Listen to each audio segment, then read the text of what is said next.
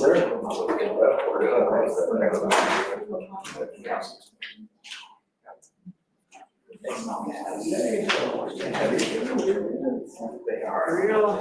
going on, brother?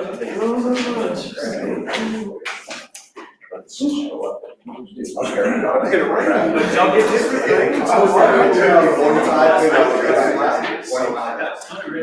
Sorry.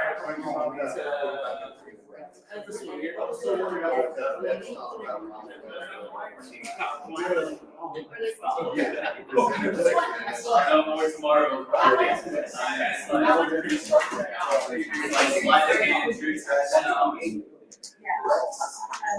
That's where it started at 31.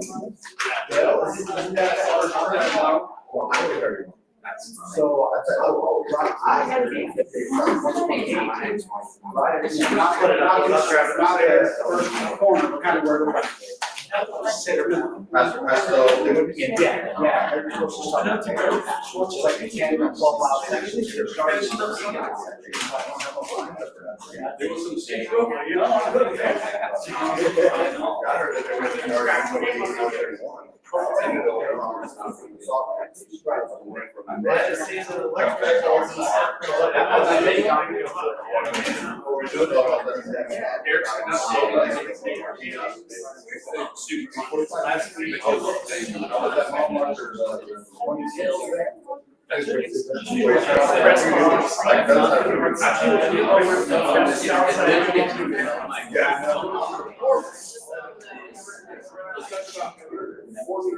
Some numbers are numbers are going to switch number 5 and 6.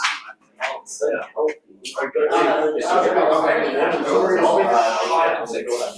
know all the nice guys.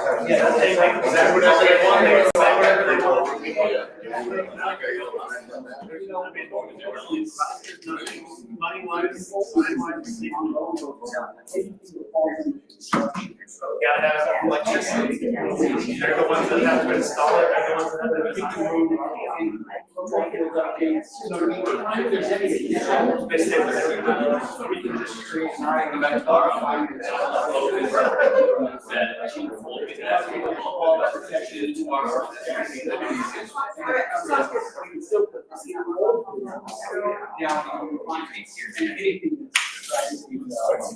So we should get the extra update and then on this. So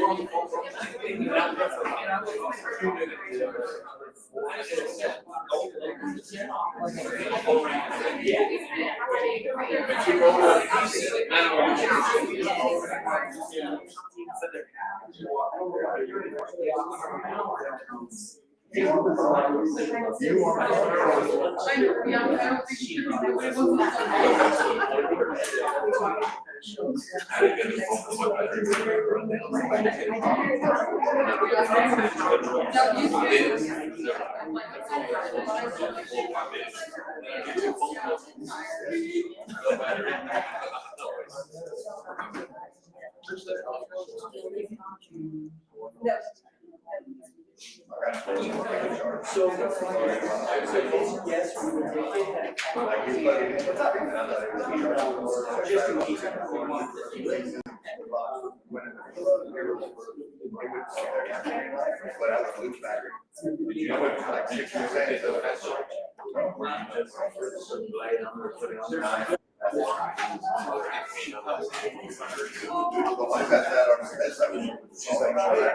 Yeah, we did.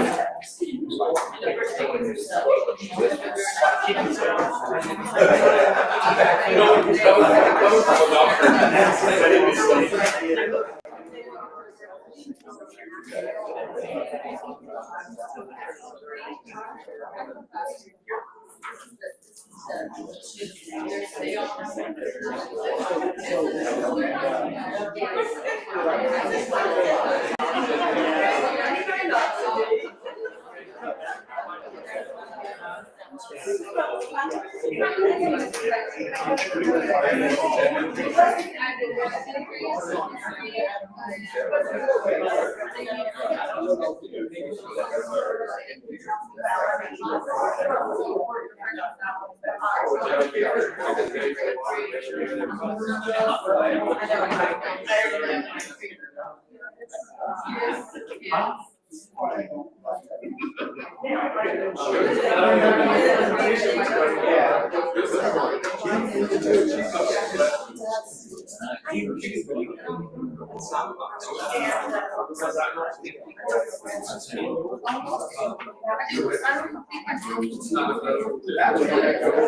way,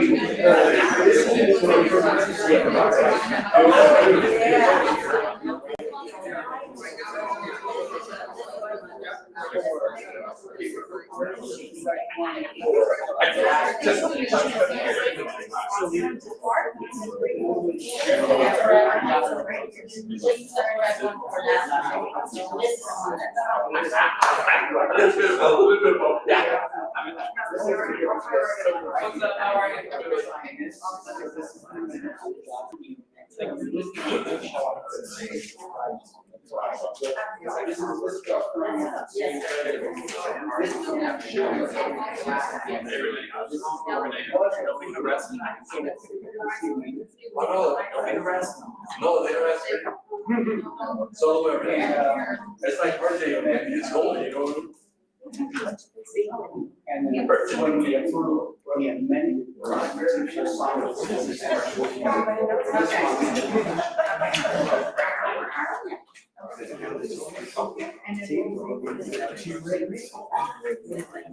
don't know, I saw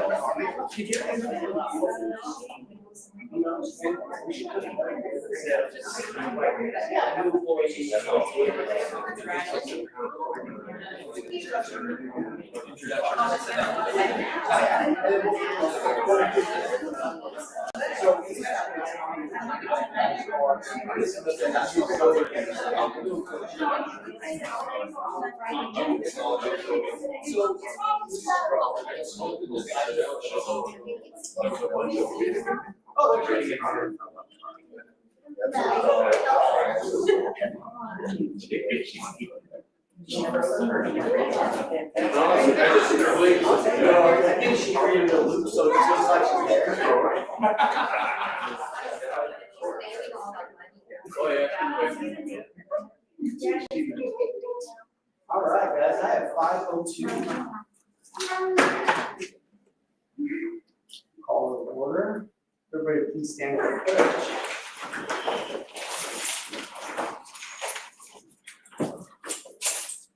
I pledge Allegiance to the flag of the United States of America and to the republic for which it stands, one nation, under God, indivisible, with liberty and justice for all. Thank you.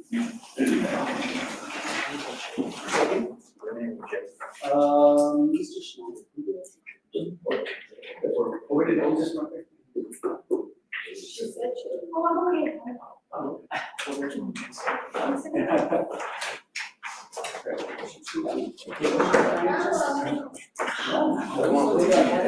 Probably the most people out there. No, I want a good kid. I want a good kid. Because that was red. Oh, that's why are there red pins in here? I know, it's easy, but it's fancy. They don't know fancy. Bring your own. They don't know still doctor kids and they know. There you go. There you go. All right. I got doctor kids, they give you super kids. All right, guys, on the agenda, we are gonna make a change to the agenda. Item number 6, old business and ongoing business. From this point forward, when it's just gonna, if it's just including construction updates, we're gonna move any construction updates directly under public comments, will be item number 5. And then ongoing any ongoing or old business will still continue, in its spot after finance. But for today's meeting, we're gonna make that move, we're gonna move item number 6, item number 5, and 5 to 6. So we're referring to the packet, the items were divided actually. Yes. Outside of that, that's the only change we're gonna make to the agenda. Any questions with the agenda, any motion to approve the agenda? I'll make a motion to approve. Second. All in favor? Aye. Mrs. Clark, Yes. we have a quorum, it's completely up to you if you wanna take part in the votes. If you can hear well enough and it's coming through, perfect. If not, we have a quorum, it's completely up to you. What would you prefer to do? Would you like to take part and vote as well? Yes, I would. Did you hear the motion on the agenda? Okay. awesome. Yes, sir.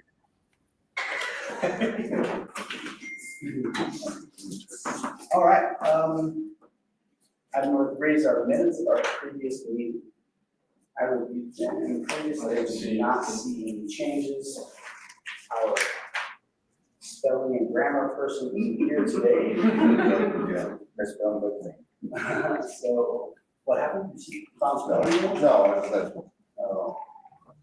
I guess any questions, if not, we need a motion to approve the meeting minutes.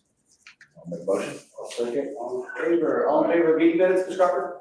Yes, sir. Perfect. This one is just in my packet, this one is wrong. This is the correct. Yes. Okay.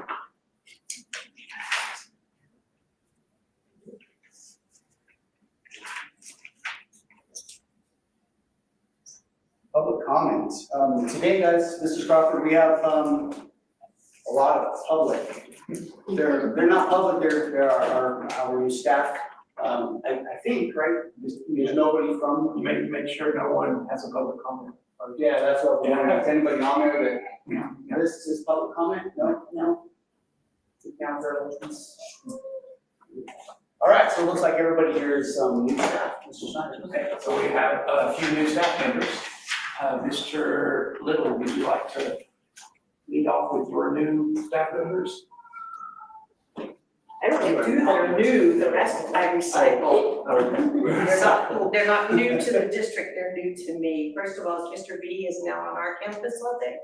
And then Miss Beatrice Ramirez is here, there she is. Did you want to stand up and tell them what you would be doing for us? Okay, I am at the elementary in the morning, so about 1:25, I teach social studies, 3rd grade through 5th grade. And then after 1:25, I do pull out for 1st grade and 2nd grade ESL. It's nice to have you with us.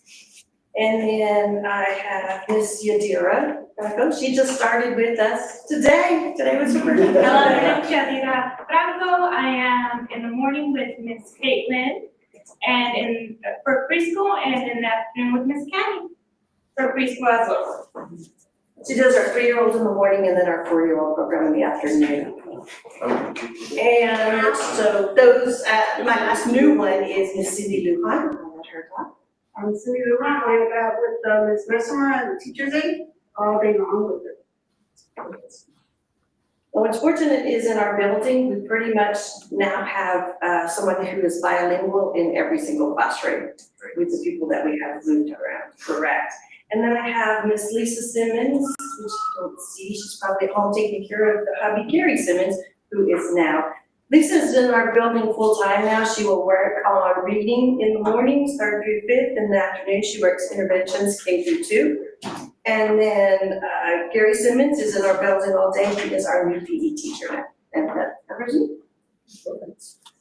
Alright, on the secondary side, we have Ms. Nall.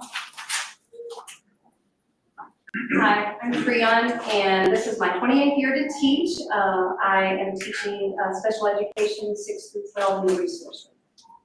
You'll get it in a couple years. Yeah. Swing things. There's a little bit of a learning curve. With the 6th grader that transitions from elementary last year, we had several devals, so we had to start dealing with learning in high school. Led to adding a additional specialist education teacher. Ms. Gwen? Hi. Ms. Gwen has been a year, manager for several years at Stripes. She's now going to join us, manage our athletic department. She's helping as secretary and aide. You might add anything? Nothing. You say it all. Hey guys, them burritos at Stripes aren't quite as good anymore. Without Jonas Smiley Good. Mr. Matthews? John Matthews, this is my 7th year to teach, came from Texas, so I will have high school English, 9th, 10th, and 11th grade, and theater. And I'm very grateful for Ms. Loftus and Ms. Dunlap. They're good. And they have helped me so much, so thank you guys. Mr. Lopez? My name's Phil Lopez. I was in Houston the last 2 years. This is my 42nd year in education. I helped with junior high football and basketball, and I teach New Mexico history and U.S. history. I always have to add this, Mr. Lopez is the winningest high school football coach in Rio Rancho history. Wow. He's been a few places in 40 years. Mr. Mendez. I'm Chris Mendez. I'm from Texas as well. I've had 30 years in Texas. This is my first year in New Mexico. I really love it here. Been 11 years as administrator in Whiteface, America, and I am bilateral. Bilingual. I'm bilingual. I am bilateral as well. And I teach biology, earth science, and environmental science. I love it here. Thanks for having me here. He's also going to be head baseball and helping football. Yes, sir. Yes, sir. And the Lindmans, who's Mr. Lindman. I'll go, my name is Clint Lindman. I'm teaching world history and government and coaching football, basketball, and track. Come from Texas. This guy was my principal. This is my wife tomorrow. Hi, my name is Tamara Lehman. I'm from Texas. I'm an aide. I work for the state. And thank you for having me. I'm going to have Mr. Lindman comes over to help us with what, football, basketball, and track. Yes, sir. He played for the state title in Texas last year. Look at old high school football. Today's I tell you a funny story. I took my son to the football camp in Texas, and I'm sitting there, and he says, "Dad, there's somebody from Job here." Like, there's nobody from Job here. He said, "Yes, there is. He's wearing a Job hat." I said, "It's not a Job hat." And I look over, and they show him. And I'm like, "Oops, oh crap, it is a Job hat." And that's how I'm in the football. It's going to host? Oh. I'm Miss Neely Nobles. I also work with Miss Lindman in the D level of the high school. I've lived in Chow for 3 years. This is my first full school year. If you don't see me running around in the hallways, I'm running around in the classroom, so you'll find me somewhere.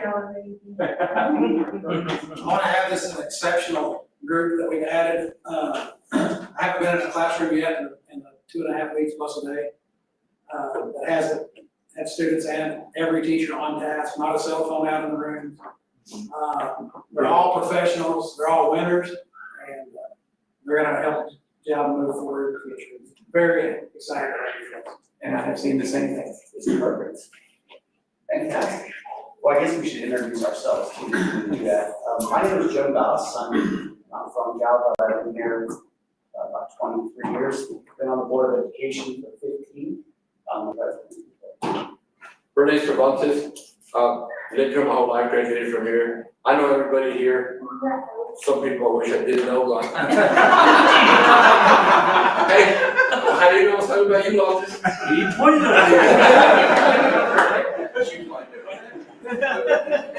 I'm Randy Chavez, lived here my whole life, also like mom, both working schools. School board member. And we have Mrs. Amy Crawford on the little screen on the TV. Want to introduce yourself, Ms. Crawford? Yeah, I'm sorry I'm not there. It's nice to see all of you and welcome. Hopefully we have a great year. It looks like a great staff and everybody seems really excited about getting going. So anyway, I'll see you next time. Thank you, ma'am. And our last board member is Mrs. Jeannie Arp. She's been on the board about 10 years or so. She's our board secretary. Mrs. Crawford is our vice president. And she would be with us, but her son just graduated Naval Boot Camp. And so she's there supporting him. We thank you guys. We appreciate you guys. We think we have a pretty special place, a pretty special district, tons of room for improvement. And that's why our administration is bringing you all in to help with that. And fill in the slots where we need some help. And we appreciate everything you guys are going to do for us. And of course, if there's ever anything that the board can do for you, we're always here, you know. We love for you to come to meetings. They're fun. They're short. Yeah, they're short. Anyhow, we appreciate you guys. We look forward to the year. And again, anything we can do for y'all, just reach out to Shane, and we're here all the time. Anything you guys can. Thank you guys very, very much. Thanks for your time. If you have any pull with the culinary teachers, I mean, you can bring food. Oh, yeah, great. If y'all serve in the hall board meeting, if y'all serve in the hall, let her know. Yeah, not everybody here has the same music taste. They're doing the breakfast. Anybody in They're particular, doing the breakfast. but Tim, I'm- Oh, yeah. Oh, yeah, oh, the library. Oh, they did it up there? They're going to. Oh, they're going to. I can't, you guys are more than welcome. Oh, man, you guys didn't even. Yes. No, we Thank you. do. Thank you very much. So much. Thank you. Thank you, Kelsey.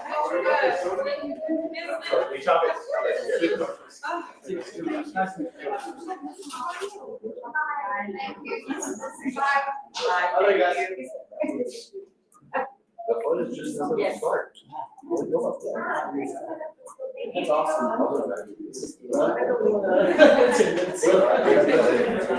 Yeah. They're moving down the carpet. Oh, no. I gotta be there. Yeah. It sounds like we have a really diverse group of people, tons of experience. Yes. I mean, tons of experience, that's awesome. Yes. So we gotta keep this down line.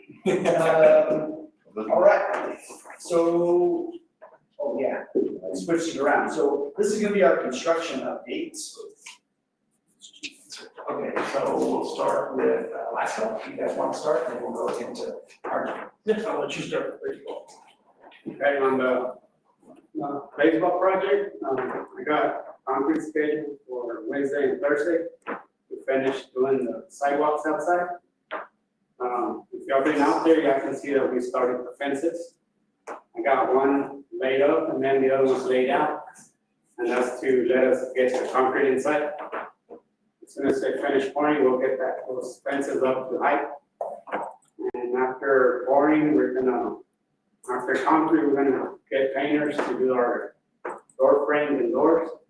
And then we'll schedule people to come polish the floors.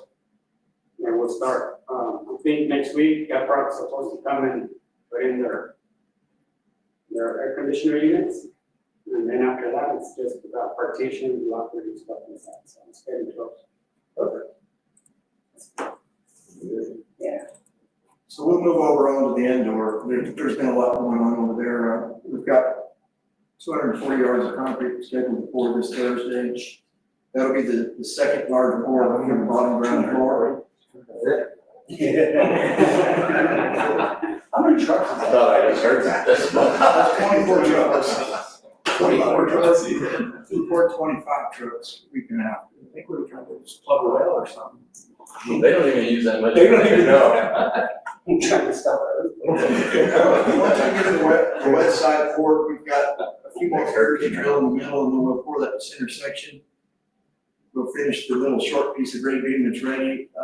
The precast concrete, we have set for about the first week of October, start setting precast on there for the first elevated floor. And then once that's in, we can start, it gets a double floor. It gets precast concrete and we'll pour floor on top of that. We'll have to block out for our steel and then, so it's moving nice. we've had some power issues, like y'all, I'm sure y'all heard, but I think we've got those ironed out. XL will be here tomorrow. Hopefully they will have both sides of the facilities hooked up. We've made arrangements, Dusty and I've talked, if we can get all that going, then we should have lights and everything by the weekend. If not, you only have to play the game Saturday during the day. It's just something that XL Energy dropped the ball on. It wasn't anybody's doing but them. We've got several times where you build. To make ready for your game, we've been, I've met with Dusty and John and I got together. We're gonna kind of control your traffic. We're putting up orange barrier fencing so your pedestrians can walk in. We're giving them routes to go. We're trying to keep them out of, there's a lot of dangerous areas. And it's really a liability for the school as well as LASCO. So we're gonna tidy that up and be able to direct foot traffic, keep them out of some of the more hazardous areas. That's all in the works. The press box, if we can get power on it, you should have like communications and data's being hooked up. So we're just crossing our fingers that XL Energy won't go wrenching. Yeah, this move of all those poles is 8 years in the making. Right. And this is finally almost there. You know, the fact that they've put the poles on the outside of the field and are doing the work. This is a 2017 project that we started trying to do this and they never came out, they never would come out and move it and wouldn't coordinate. And they're finally actually doing it. So 8 years later, we're hopefully days away. AK Sales has all your drainage around the field. You know, that don't work for us, but they've been working hand in hand with us. Cody's been good keeping us back at a straw phone. Your field is prepped, it's ready, and your drains are ready. We're getting areas ready for brick pavers. If we can get just a little bit more done, we will proceed with the brick pavers and start making that look nice. You mean on the south side? You got brick pavers gonna be all the way around. From north to south. It's good. When it's finished, it's really gonna look. Most of the pedestrian walkways will be brick paved. Was there any issues with the rain history? As far as I can tell, and Dusty told me it rained a lot, but it just didn't come down and just all at once, and it drained fine. I mean, we've got some mud holes, especially by Brian's house. Sure. Of course. That's okay. We're good. That's on purpose. But it's irrigation, he's trying to water They asked me last week if I could do something about the dust in the alley, so I took care of it. Sure.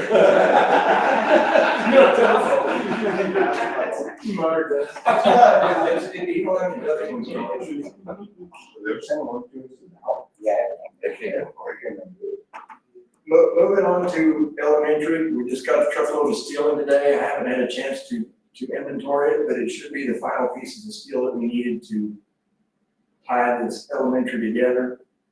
Here's where we're gonna have to watch the weather. It's been my experience, I'll pull a roof off, it's gonna rain Fridays. And we're gonna do, if you notice, like I said in the last meeting, we've got scaffolding. We're gonna drape plastic over that and do our best to keep that building dry. But that's my biggest fear. I'm jinxed. Every time I tear a roof off, it rains. So I was looking at the extended forecast and we're gonna do our best to keep from having any excess water problems. Moving around to, Yeah, right. moving around to junior high, it's moving nicely. We've had a lot of great progress on that this week. Units, ductwork are going in, frames going in. I've got welding inspection scheduled on that tomorrow, so feel confident all that'll be good. And it's moving forward really nice. We've got your new marquee sign that's in the works for this north parking lot. I'm not sure, was there anything on the status of that one? So we'll be proceeding with that new marquee sign. Well, oil and gas is moving nicely. We still have a power issue there. That's what's going to be the holdup of actually occupying it. The building as itself, it's textured, it's painted. We're working on the door jambs. I've got the trim in the shop area. We'll get ready to put the R panel in the shop. It's gonna boil down, occupancy is gonna be public by excellent and we're first. Bus barn, we're fixing to take off on that. I've got to coordinate with John and see how we were waiting on rebar. I should have brought me some notes in here. I'm trying to pull all this by memory. It's the end of the day and all that. But once the rebar gets here, we will proceed with the foundation work on it. And that one's gonna go fairly quick. It's not a complicated job at all. Yes, absolutely. The stadium, right behind the stadium, like I said, we're gonna have to do a little bit of dirt work there to make it somewhat safe for pedestrian traffic. We've got a trench drain that runs down through there, it sheds all the water down Brian's alley, and right now it's into my house. Whatever works. Whatever works. Don't have to use sprinklers. Right. But we're gonna condense pedestrian traffic down, and we're gonna try to make this safe. I think that about covers everything. Unless you have some questions, I'll try to answer them for you. You guys have anything? I don't, no, sir. No. I know we got a lot of irons in the fire and appreciate you doing what y'all are doing, just. Yeah, it's 100 miles an hour. Absolutely. Right, that's right. And we have games this weekend too, don't we? Yeah. Hopefully we can get it, we're gonna play Friday night, and if we can't get the power on for some reason, Dustin, I think you still made arrangements to play Saturday if that's the case. Oh, we're looking at possibly just playing earlier in the day on Friday. Is what we're looking at, because we do have other things scheduled. There's two games scheduled for Saturday already. Yeah, and so hopefully option one is Friday night at 7 o'clock. If not, we've already been in contact with Dexter to start a little bit earlier during the day, so we can finish before. Dustin, I will need probably your help a little bit tomorrow, where that power line is running across your parking lot. When XL gets here, we're gonna have to keep a path when they take that wire down, we'll have to park in there. They want 50 foot, 15 feet on the side. So, Do you anticipate that coming down tomorrow? yes, Okay. I'm not sure what time, and I'll get with your SROs, but you might notify your staff, anything about 20 feet on each side of that line, not to park. Okay, yeah, So if they drop that wire, I don't. yeah, we'll make sure people move if necessary. We've got pictures of kind of what he ran through real quick. There's I the, want to see the picture of Randall's yard flip. I took that just now. That's in my private collection.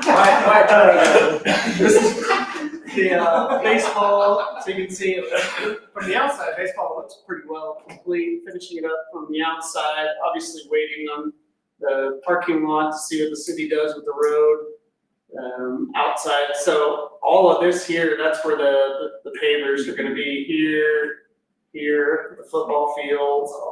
Yeah, pavers all back here. Yeah. About 80,000 pavers. It's kind of like the road that ties everything together. Yeah. It'll be like a nice plaza. 80,000 what? Pavers. Yeah.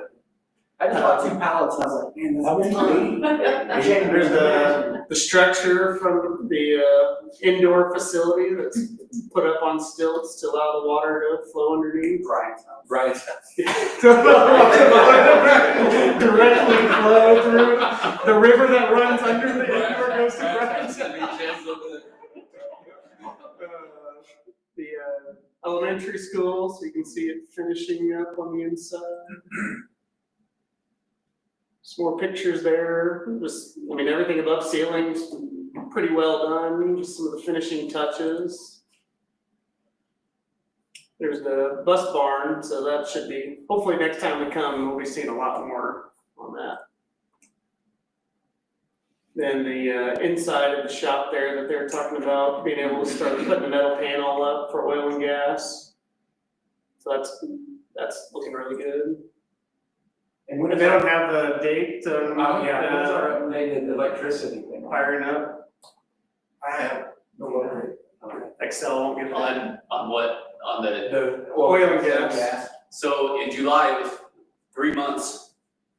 In July, that's what they told us, but then they dropped the ball since then on us, and so, they called me today and said they did not have the drawings for the oil and gas. We went back, they haven't in months ago already, and so.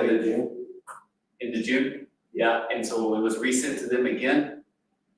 So that just kind of lets you know kind of what we're dealing with a little bit when it comes to. And so, and there's no point of contact, right? I mean, is there anybody At this point, Mr. Excel, we? There is, and he actually used to work for me.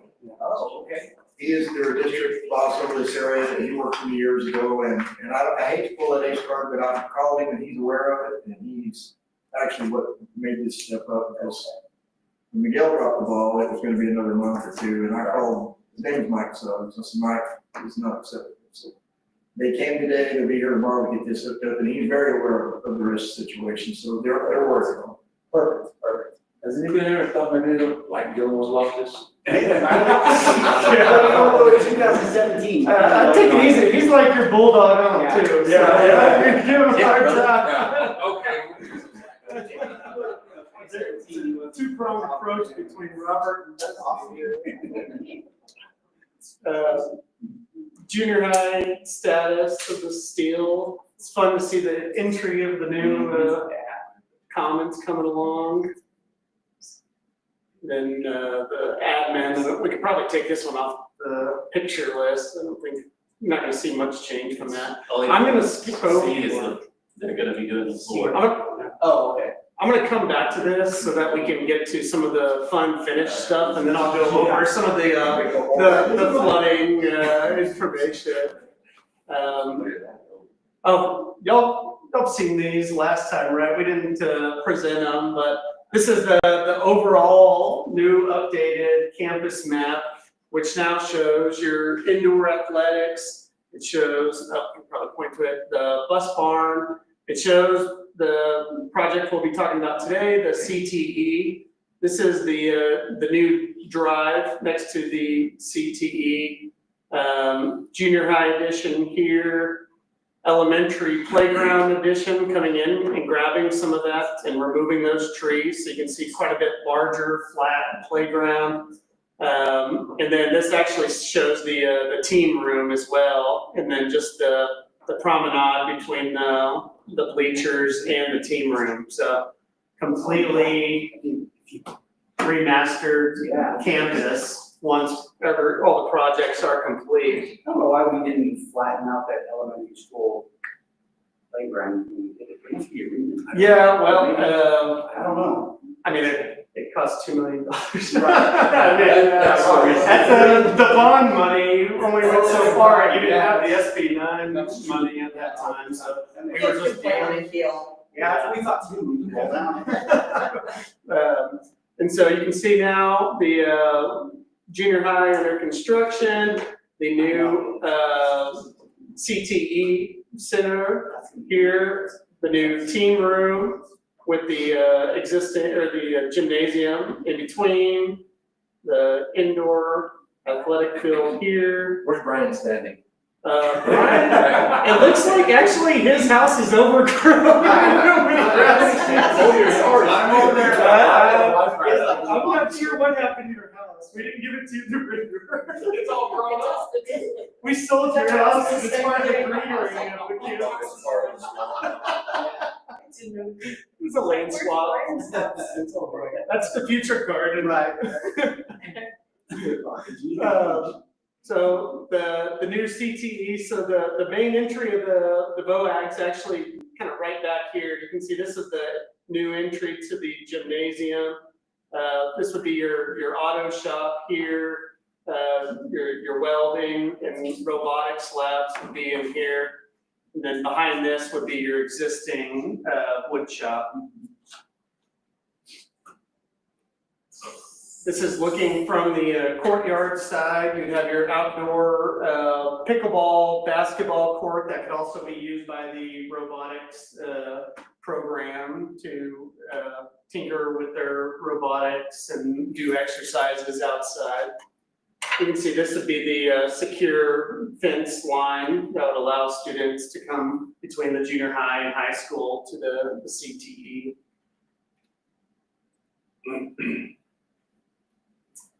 And then this is just looking inside the main hallway there. Let's see, this is looking inside the commons.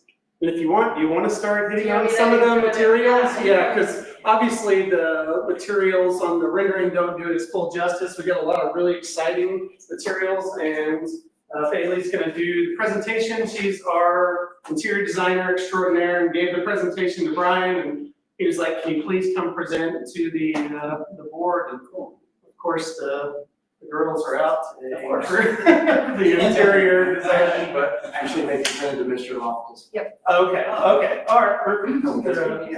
He's both, we're both. Awesome. Well, again, I'm Bailey Estes. I'm out of our Lubbock office. I get to be your interior designer on this project, and I'm so excited about it. I think we made some really awesome decisions. I'm excited to share with you guys. So this is your entrance into the new addition to the oil and gas CTE building. What we're seeing here is a terrazzo floor on the ground.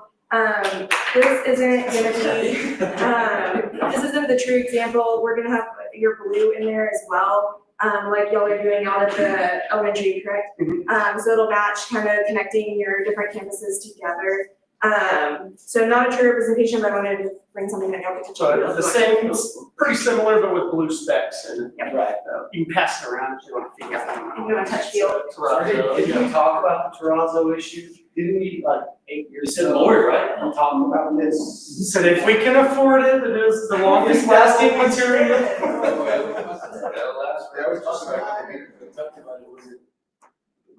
Yeah, well, no, we've literally talked about terrazzo for like 8 years now. And Brian, I think terrazzo was So the lifespan was like a lot greater, right? Yeah. That's a problem. Polishing it'll last for the lifetime of the building. When Hurricane Katrina hit, when the buildings all fell down, Terrazzo was still in full slats. So.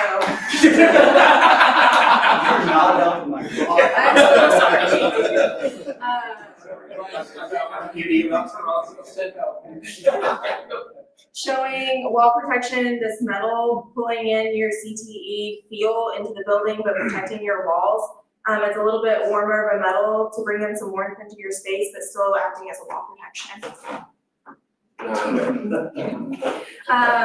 You'll see that we pull in your gel blue exterior brick into the inside to make a connection from outdoors to the indoors. On the ceiling, we have some acoustical metal wood ceiling slats with a blue linear light. So the light coming out of it will be white, but the casing of it'll be gel blue. So. And that's kind of pulling from the junior high. We kind of have the same It's the exact same product. feature Yes, sir. in the junior high. So the keeping charge your was- little materials. The charge was to tie it into campus, but also give it its own like identity as a career in technology, industrial. Yeah. And then we also have some school branding, much like the one you see on your wall right here in acrylic, but in your gel yellow. How do I? The yellow, or the yellow, yeah, the arrow. Now you said it. Okay, so we're turning the corner off of the main corridor, and you'll see a lot of the same materials again. You see your wood ceiling, or your metal wood ceiling, that brings acoustical properties in with your blue linear lights, and then terrazzo with your metal wall protection. This black panel that you see over here is an existing outdoor panel that we're gonna bring inside to reuse. Could you help me explain? Yes, so do you know the panel that Mr. Norwood designed to cover all the electrical outside? We're now going to incorporate that side of things that has like, you know, the space stuff and all that right there inside the building now. Yeah, that'll. So it'll look a lot nicer than just that black. Right. Yes. Black backlit, it's actually gonna look better than where. Yeah. Right, yeah, it was just Nice kind of feature. panels, so. So nice reuse of materials and brings in some artwork into the space as well. And then we probably have him touch it up. yeah, so this will be a cool space where maybe the wood shop can collaborate with the robotics, or the rocket program can collaborate with wood shop, you know, and they can come together in here and, you know, do the art for the rocket, or vice versa, where the programs can come together to work together on certain projects. Different angles, same materials. I'm gonna go one more. Oh, doesn't have the zoom in. Okay, we'll find the rendering in just a second. I wanna go back and highlight this right here. So we're showing you some powder coated gel gold handrails. The actual hand part will be stainless steel, so it doesn't get as damaged, but the part that's touched least will be powder coated yellow to bring in, or gold, to bring in something else, gel gold, into the space. Since we're showcasing a lot of your gel blue, we wanted to make sure that we added your gold in there as well.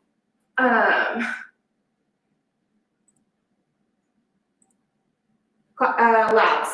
So you have an epoxy flooring. This is almost as good as terrazzo. It's a poured floor as well, super thin, lasts a really long time, and is really great for any kind of chemicals, anything that your labs are gonna see in them. It'll withstand those spills, those heat, whatever y'all are doing in there, it's gonna last. It seems like it's on garage. We also, we're also showing all of the exposed ceiling in here, all painted out white, not drawing any attention to it, but kind of fun for a CTE space to have that look in it. And then blue acoustical panels on the wall to help with your sound absorption. And that is just to represent the Festo equipment that is going to go in there. That's not actually what, yeah. I just moved my eye with the clear acrylic. The clear acrylic. This is the other image I was looking for. So we have our handrails that are stainless steel, but the rest of the posts around it will be powder coated gel gold. We've got our glazed brick that we're bringing in from the outside, but then we're showcasing an perforated metal on the ceiling coming down the wall with your mascot on it to bring in all the school pride. It's metal, plays into your wall protection and into the feel of the space, creating its own identity, but bringing in your school pride. It won't be this color. I just brought this as an example of what the perforation will be. It will have cutouts of the panther, but we'll also have some micro perforation around it as well. So that would be a metal, sheet of metal right there. It'll be in panels. A cutout of the panther. So it kind of plays into the welding aspect. Is it, you said it's this material that's on the wall? Yes. As far as the panther? Yes, sir. It'll have the panther cut out, but it'll also have some more perforation, smaller holes. When you get up on it, you'll be able to see them, but at a distance, you'll really only see the panther cut out. There's gonna be like lighting behind it. Not right now, There but. should be. If we're gonna get the normal wood paint. Well, I mean, to be able to see the, you know. It's one of those things called change orders. Well, we haven't been it out, so we can get in there without change order. RJ's favorite. Change order. We just got 6 months to the project. Not their favorites at all. I'm gonna have to get with Excel, get more power to the building. Go ahead and add it in. I'm gonna go ahead and see y'all later. Let's get through this lighting project. Just like candles behind it. And then we don't have a rendering of the classroom included on this presentation, but I wanted to make sure I hit this. We are putting in this carpet tile, which is my most favorite carpet tile I've ever used. It is super durable for really low cost. You can you see those water bottles? I'll show you something. So it's a hydrophobic carpet tile, so when something spills on it, you have about 30 minutes before anything absorbs down into the carpet. But if it does, it's not a traditional carpet that loops up and down, it's knitted across, so it doesn't hold any moisture. You can put mustard, anything that really stains, like a red wine. I know you won't have that in this space, but you can rub it in and weeks later it comes out of the material. I put it in a lot of preschools, buildings with city workers that come in with like asphalt stuck to their shoes. Holds up really nicely, and is a low cost point. So you can see the water moving around it. I need some more water. So we looked at using the same carpet tile that you guys have. I need that in my house. We looked at using the same carpet tile that you guys have in your existing classroom. classrooms in other buildings, but this one will hold up really well with your CTE types of programs and has all of the nice attributes of carpet that acts like an LVT or a hard surface. So it's not gonna be actually like in the shops, but it'll be in the classrooms that are next to the shops. So So if right after anything- they go work on the car, they might come walk in to. So if anything from the labs make their way inside, it's a really durable product. And when we shampoo our clothes, right? I mean, It's the same maintenance that you do for everything else, so it doesn't require anything extra. Yeah. We are also showing, gray millwork indoors, really classic, really timeless, will hold up really well, won't show dirt if anything gets dirty in there, in some CTE spaces. And then your bathrooms are gonna be very similar to what you guys see in your other spaces, a really nice stone floor look, stone floor with your, wall tile, linear, and your black toilet partitions that you have all over your hands. That's about it. Do y'all have any questions for me? I don't. Thank you so much. Awesome. Thank you. Make sure you put the lights behind that, no change orders. There you go. We gotta get in there now. All right, well, for sure. Yeah, for sure. Yeah. They will. They don't come over here. So yeah, I thought it'd be something fun to talk about before we talk about drainage and. I did want to say we previously showed, auto shop, engineering and oil lab, and then an auto classroom and an oil classroom. Since then, we've actually added onto that, the rocket program, and then the auto lab has grown as well. So the building has grown about 2,000 square foot right now to add the rocket program. And I think this classroom here is an addition also to what we were showing previously. So that'd be like the rocket lab and then an additional classroom next to the lab. And that wasn't originally planned for when y'all greenlit the project. So just wanted to make sure y'all were aware that we were looking at incorporating a rocket lab and a rocket classroom and then a little additional space in the auto shop. When we started talking about the auto shop, the previous one was just so tight, and we kept looking at it, it was like, we just don't wanna. It wasn't very. We don't wanna do that again, we're gonna have 2 lifts, so we wanna make sure. I don't know what's gonna stop. Right? Well, all this little stuff? Never. Yeah, it's, well, It's dusty. Mr. Lopez. No, I'm not gonna blame it on him. These are the conversations and talking with the program leads and what they've requested. We bring it to you before we move forward to say, is this what y'all think is right? right, yeah. We can push the years real quick. I mean, one of it was like, why didn't we already talk about a rocket lab in the first place? It was one of those things that's Yeah, like.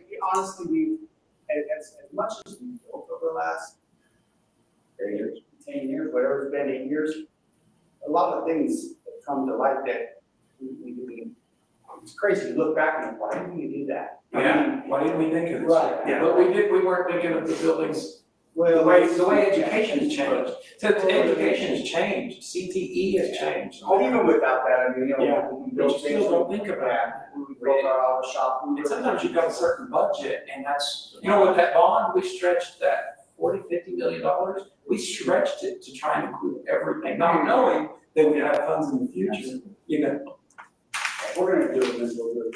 Okay, we just wanna make sure before because we'll be putting it out to bid in about a month and a half, so that we'll be finishing up, to make sure we're going in the right direction.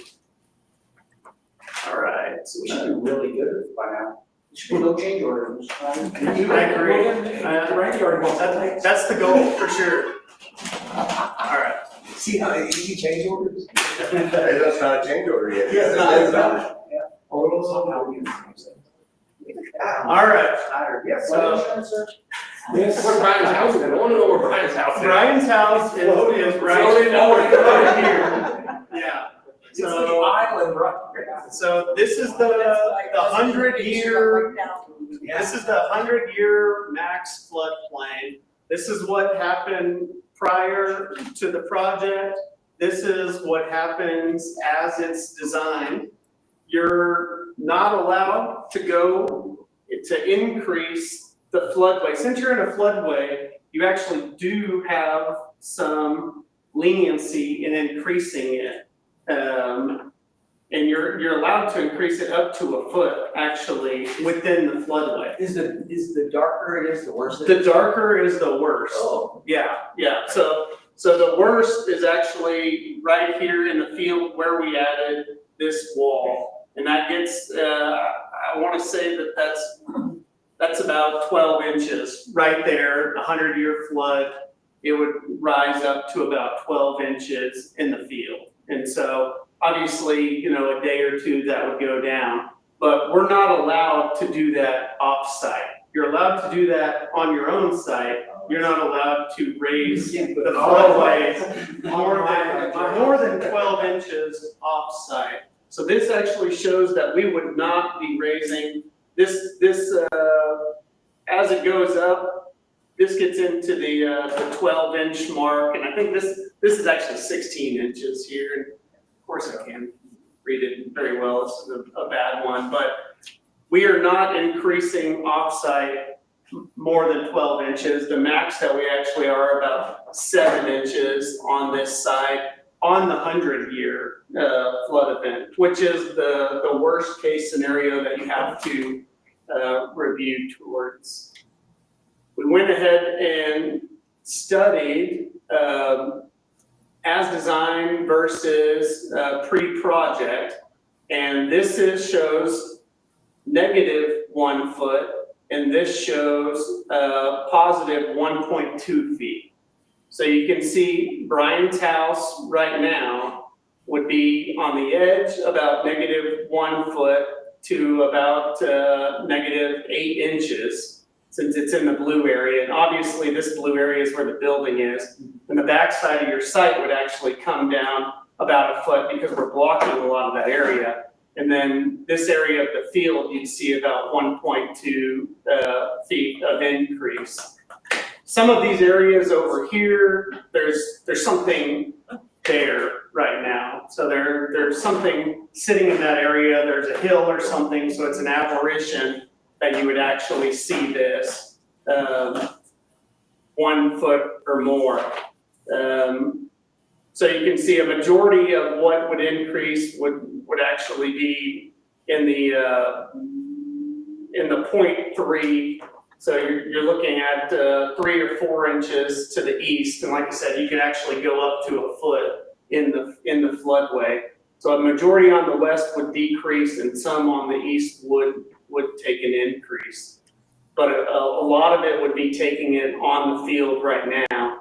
And what we're looking at doing is adding some relief in this wall here to where it wouldn't be able to retain as much water, and that it would actually start letting some of that flow into this alleyway that we've added over here.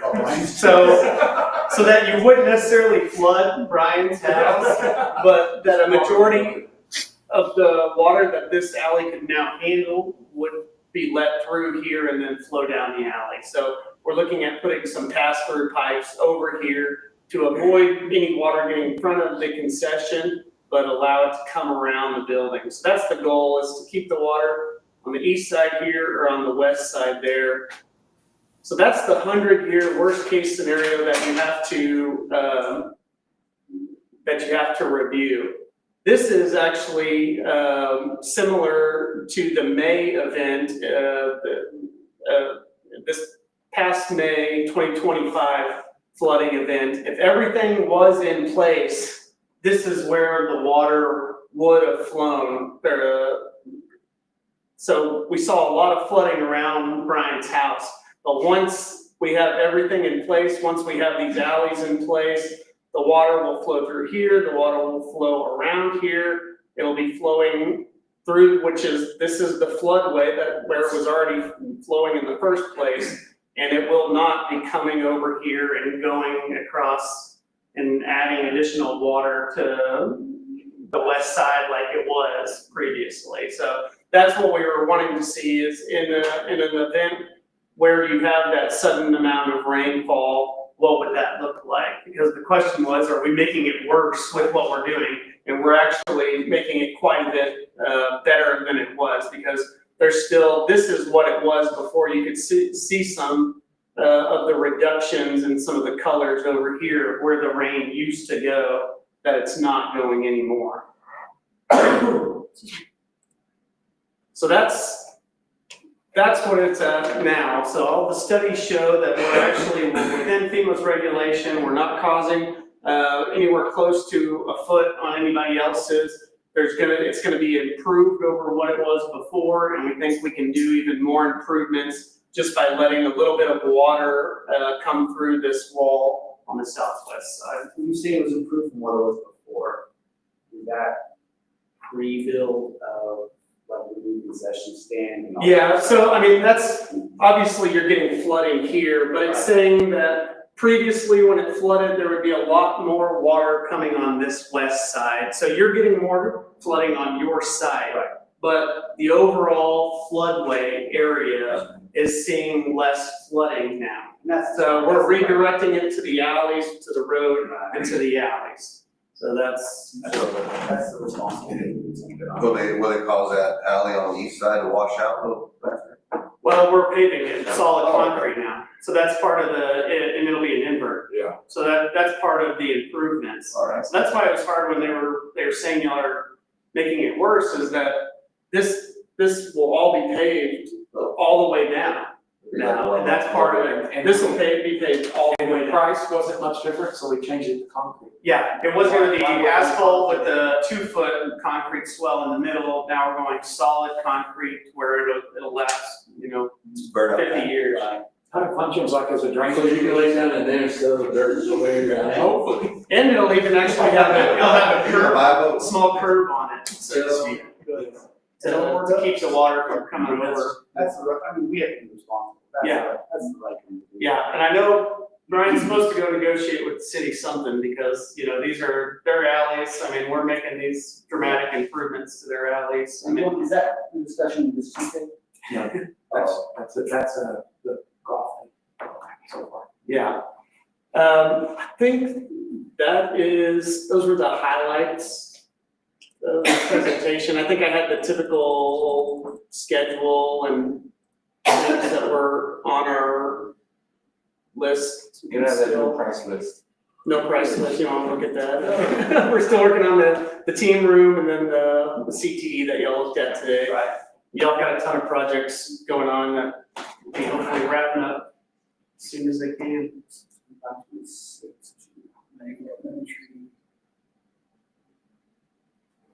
Yeah, May 2026 is what we're looking at on the junior high. The bus barn, I think, if we can hit it hard, I think May 2027 is still feasible. Yeah, the elementary edition on December 2025, that's gonna be a sprint. Once that's finished, will it clear up the parking lot? For here? Yeah, that'll be nice. So you think that we're still a year and a half out for the bus barn? The bus barn, no. You just said May 27. Oh, no, it should be May 26th. Yeah, I'm marked wrong, because it's in the It's same. in the 26. Yeah, no, it should be May 2026. Depends on accident. 2037. Okay. We've got facilities out in the field waiting to get approved by them for a year or better. Yeah, that building's a little simpler, but We got yeah. set from Everything falls into just like place. Good deal. So really. Yeah, we get a lot of, well, the storage building, since it's on hold, that one may be closer to May 2027, depending on when it actually starts. Right now, What's drone DC? well, if drones for the football field are stored there, we're looking at, it could be a whole thing. Yeah, it triggers a lot of code implications. Apparently storing 500 drones in a building is next fire.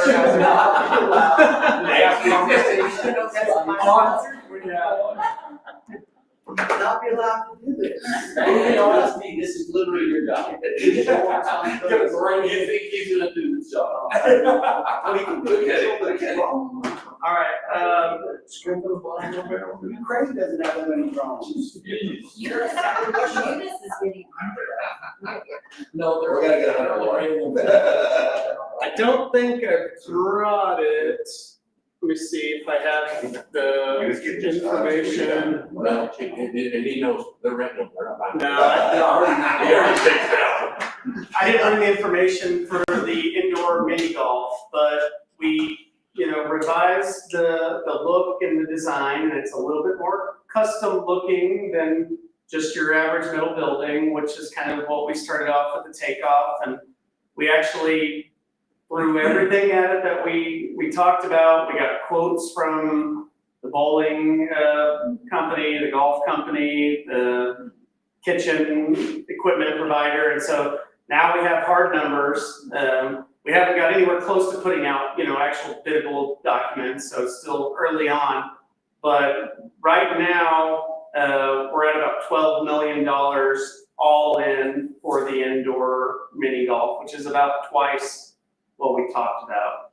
And we're at a full service kitchen that could have catering happening within the facility, which I think is something nice to have and something that the country club looked at having at one point, but wasn't part of some of the original conversations. We're looking at having multiple party rooms to where people can have birthday parties there. We have multiple golf simulators. We have indoor rock wall, a playground, multiple bowling alley, Mini bowl. Yeah, mini bowling alley, and then 18 holes, putt-putt golf. We've looked at options where we can, say, cut off golf simulators, cut off the kitchen, even as far as taking it from a 9-hole to, from an 18-hole to a 9-hole. And we think we could get it to maybe about $8 million if we cut back pretty dramatically.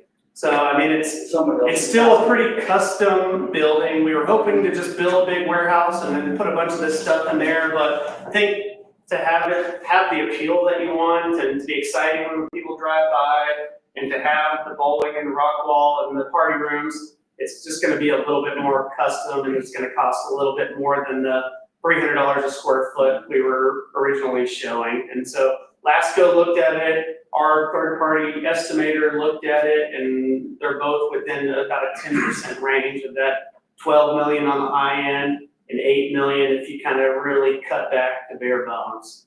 So the question is what are the local entities? Or Renee needs. Don't ask Brian. Yeah.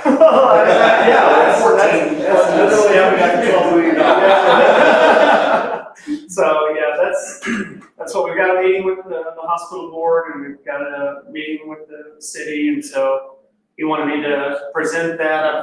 I should have brought the presentation. We've got a presentation that kind of walks through it. I didn't realize. Did you have numbers for, the presentation for the scaled back version as well, or just? So the 8 million, that's the scaled back version. Did you have pictures or ideas of what it would look like at that version versus the 12 million? Yeah, I know I saw the 12 million, I just didn't see the actual floor plan of what it would look like. Yeah, no. Okay, that's okay. No. It's okay. I was just wondering. We can provide those I'm sure we can have something that kind of covers up those areas that we talked about. Yeah. Because I gave them to the cost estimators, so that's what they used. It's kind of a block diagram of what we chop off. I can bring those tomorrow when I'm back. Renee needs the putt-putt, so. Take that to. I need the help. Yeah, it's based on the square footage. I need the help, so we can't cut that out.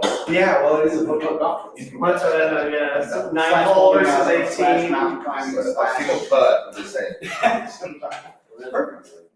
that's the update on that. Any other questions on that or anything else? I think so. Mrs. Crawford. Yes, sir. No, I don't have any questions. I'm just wondering if y'all are seeing the same screen that I have, which So still we're- shows the timeline and none of, is That's that it. what Yes. I'm seeing? Yes, ma'am, we're just seeing the timeline right now. There's Okay. nothing but on there. Yeah, okay. So yeah, I was listening and yeah, I don't have any questions. I would love to see pictures and yeah, we're still in the beginning stages of such a giant investment, I would say. Right, right, and I think, coming from Woolworth, I can't speak for the whole trust, we just had a meeting last week. And I think we're all interested in, the scaled down, or somewhere in between the Bryan version and. So it sounds like Tim. I love that Korean version. You just go, Bryan, the kitchen, it needs a kitchen.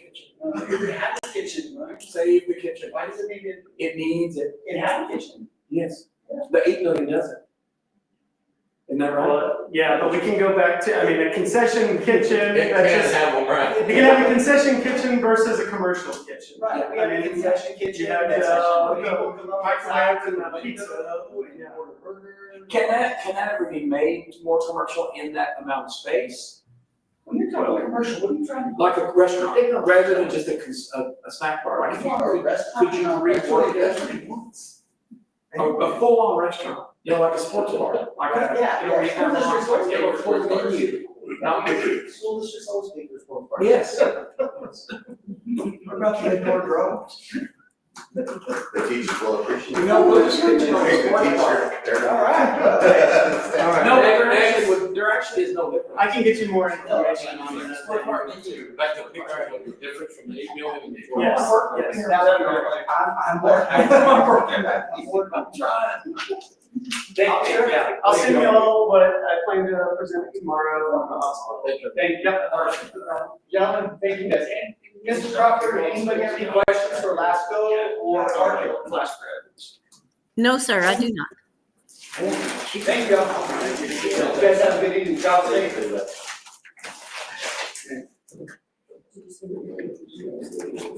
Will you let Brian have one-on-one conversations?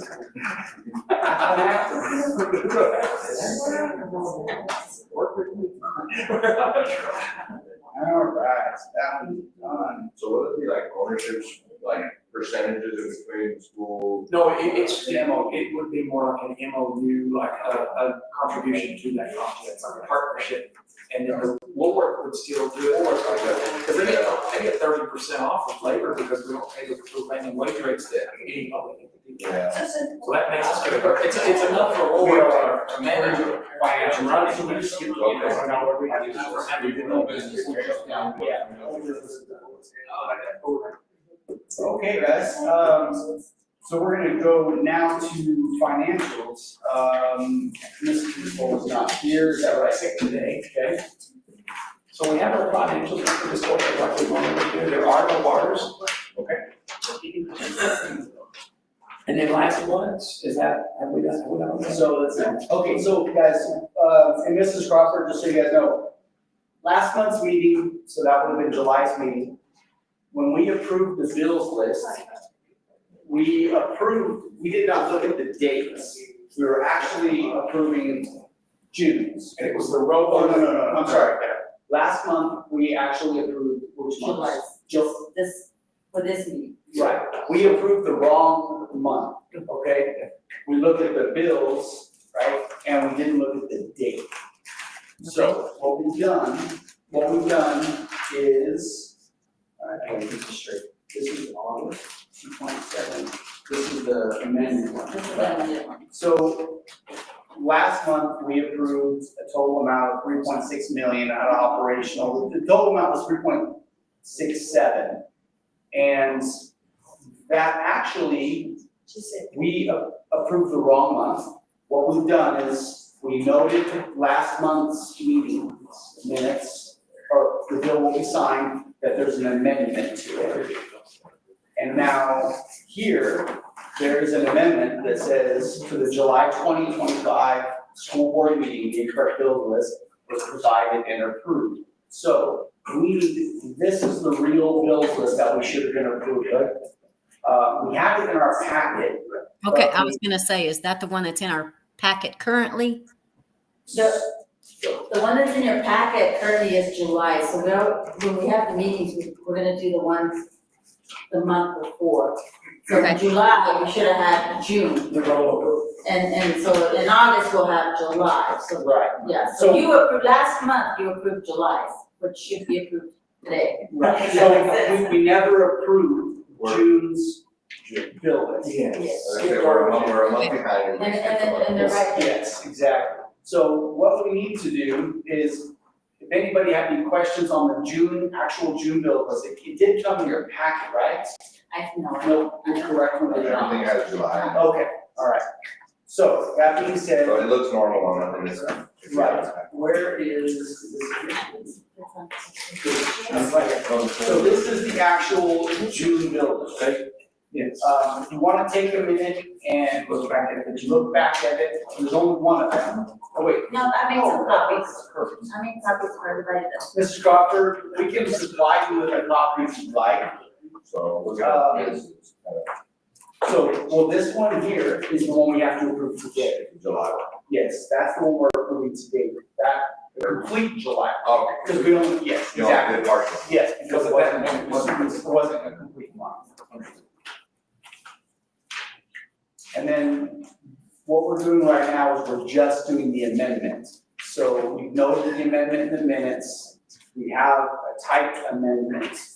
And, on last month, it's handwritten, please see amendments that was completed today. So there shouldn't be any issue with the Attorney General or anything like that based on how we did our bills. Because it's been addressed, that's all we have to do is address the mistake. Okay.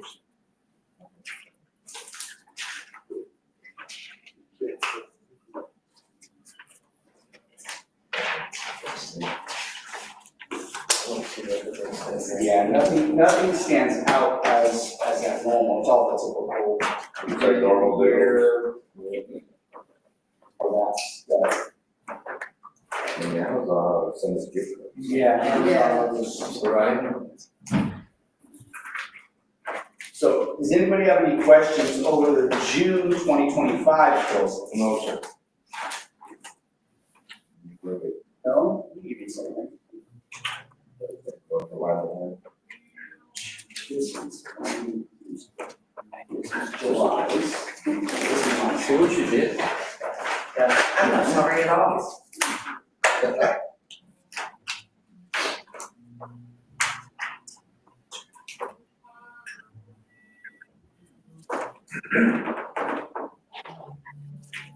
And the big thing to note is, when we went over this, again, it's, as long as you correct your mistake, you document your mistake as quickly as you recognize it, I don't, that's usually fine. The one thing I did think after we met, you might wanna ask Tony if we have to notify, because it's finance, if we have to notify the AG saying, listen, we did make a mistake, we corrected the mistake. For some reason, I remember that, but I don't. think we will ask the auditor. Oh, no, yeah, that's really not even, that's fine. Well, and except for, if it's, I do know there are certain mistakes when we make them, we should notify the AG. I just don't know if that's the auditor will know if it's a trigger. The auditor doesn't. We should just.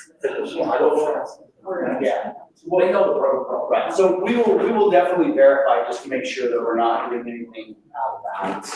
I know how to correct it, I just don't know, I can't recall if we have to notify, who we have to notify. I motion to, Yeah. approve the amendment. No, so what we have to do is we have to make a motion to approve the amendment and approve June 2025 minutes. Not minutes, I'm sorry, bill list. Which is what we. Which is this one, right? I make a motion. I'll second. Okay, all in favor? Mrs. Crawford? Without being there and even seeing it, I feel I should not vote. That's fine, you can absolutely, remove yourself from the vote, I get it completely. Okay. Perfect. And we'll make sure that you have, a copy of that bills list as well. Okay. Thank She'll you. email you. Yeah, that was June. So this is the June, let's correct it. And here's the, what we did approve, right, and that says the amendment. This is the correct one. You signed for doctors. Yeah. You can read it. I did a pretty good job, actually, yes, we're gonna get Dr. signature too.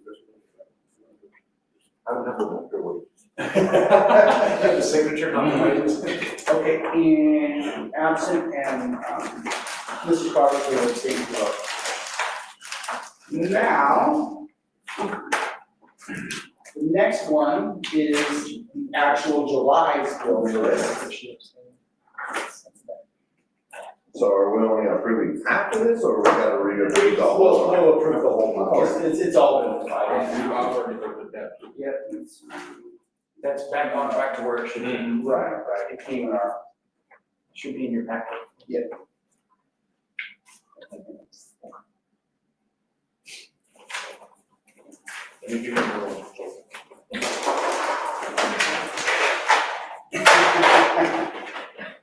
Anybody have any questions about the full July 2025 bills list? No, sir.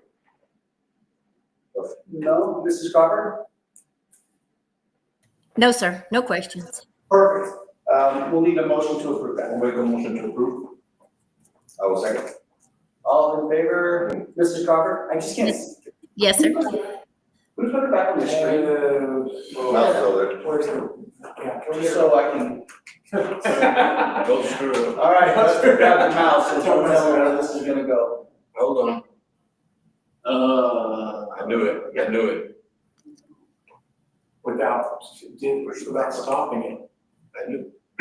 Looks like that's high right What is this do? I don't know. What is it? Will you sit down, sir? There she is. There she is. Boom, look at that. Now you're huge on the screen. Nice. She's like That's what every woman wants to hear. I have a booger right there. Okay, and you were good with the vote, right? Yes, sir. All right, let's sign, this is what he wants to sign, right?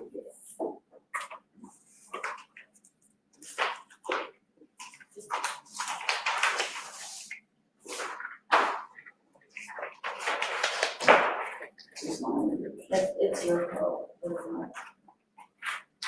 And if y'all would, when you're doing that, look at the operational, the SB9. The health of it is still really good. So if you look at the SB9, going into July and August, it's still pretty much in line with, last year's. When you look at it going forward for the last several months, I mean, not last year. But from 2024 until now, really it's still pretty much in line with it. You dropped a little bit since July. Yeah. I mean, but 24. Yeah, there's not just a noticeable decline, no. So I look at that. And then the debt services and then the ed tech notes. We get those as well.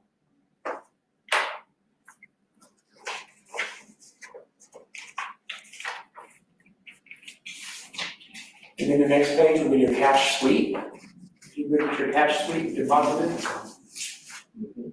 Now what we're doing, and why I'm telling you that, we're diversifying a little bit. We're putting $40 million in with UBS. Remember when we decided to do that? 41 million.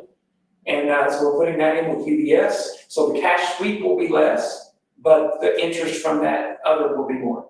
So basically, it doesn't really make more, but it diversifies it where I don't have all of our eggs in one basket. Basically what it does, because you can't guarantee that much money with the FDIC. Right. So.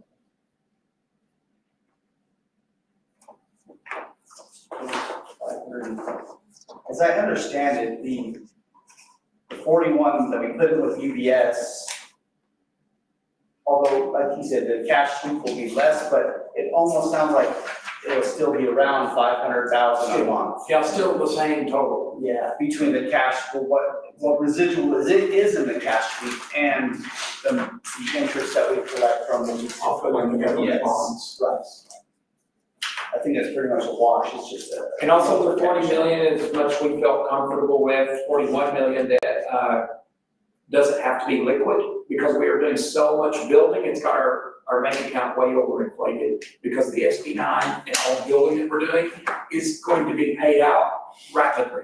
So we don't wanna put that into an investment over 2 or 3 years, when it's going to be paid out by next year.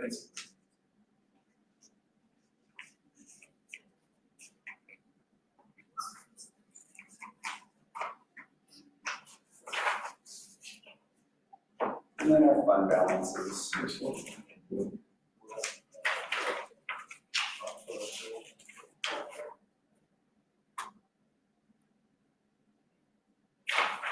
And if anybody has any questions, again, Mr. Hughes from UBS,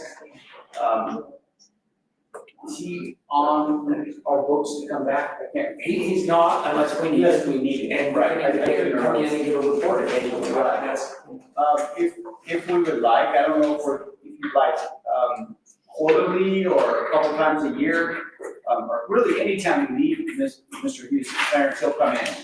But I don't know if you guys are, since we have such a large amount that we're transitioned his service, I don't know if you guys, are interested in quarterly updates, whether he's in person. And it's government bonds, so Yeah. it's not as much of the, It's not like like 10 that. different funds in Right. Woolworth, basically, you know, it's just government bonds. Right. That's all there is to There's it. not as much Flat rates, there's not as much of a report to even give, Right. other than how they're doing the market, you know? And he can really even do it we can even do a Zoom call as well if we need, but he's always at our leisure if you guys want him to come back. Anybody have any question over the bill list or where did the ed tech notes, SB9? No, sir. Cash sweeps, nothing. Good deal. We already approved everything we need, right? I don't really have any questions, but I think it would be good to see Mr. Hughes occasionally, just so that he can explain to us and make sure we all understand how we're faring with this transition. Right. I do know that he will provide us a document, much like we have now, a UBS summary, as frequent as we would like that, but we can definitely, if you want to make a quarterly trip, we can do that, or however frequent you guys. Even if he can log in, just to maybe give us his take on what's coming and what to look for. You know, the numbers are the numbers. They're just gonna do their own thing, but. That's true. And I think that's a good idea, to have him like where Ms. Crawford is right now. Right. Be perfect for him to explain. That'd be perfect, absolutely. And we have a really good format here for him to do that. Right. Do you have a frequency that you would like? I don't, just periodically, no. Okay. We can talk about it and see if maybe even quarterly and then anything that were to change, if there was anything upcoming, or forecasted something, we can have him reach out and say, hey, we need to talk. Whatever y'all think, so. Perfect. Any questions over financials? No, sir. Okay. So we went over old business and swapped them. Number 7 is new business. For letter A, no, I lied, what? And take notes, yes. Oh, is that an the extra necessity resolution? Oh. So y'all have Oh, that, just y'all take have it notes, there it didn't say resolution. under V, 5C? Or I'm saying 5D. So the resolutions on here, make sure on the agenda, it says resolution. Yes, and we weren't clear on that until just like a day or two ago. That, I wouldn't put that, that's why, yeah, gotcha. Perfect. I just knew it needed to be on there, but just found out from them today what Yeah, perfect. And that's just the saying, yes, we're gonna do this, we believe it's necessary, we believe it's the best thing for the district. That's what this is. Because you still have the rest of the schedule in September, like the 9th, what was that next? The 9th, where you'll actually be approving numbers. This is just saying we need it. Yeah, this is just basically a resolution for the act, for the Education Technology Equipment Act, that you have to do by law in order to use ed tech money. And it's just one time a year, isn't it? Yes. When was the last time we did it? Oh, yeah, on October 14th last year, so we're just doing it. Yeah, it's required. I don't feel like And I also, have it's August, so by the time it gets all concluded, we'll be up to right. The process starts in August. So right now, it's just like looking it over. Now it's just saying, yeah, we wanna go for it. Well, we want to make, this is allowing us, this is saying we want to use ed tech money, right? Yes. It's been great. Yeah, it's been wonderful. Anybody have any questions about the resolution? No, sir. Mr. Crawford, good? Okay, we'll need a motion to approve the ed tech notes resolution. I'll make a motion to approve. I'll second. All in favor? Yes, sir. Perfect, thank you.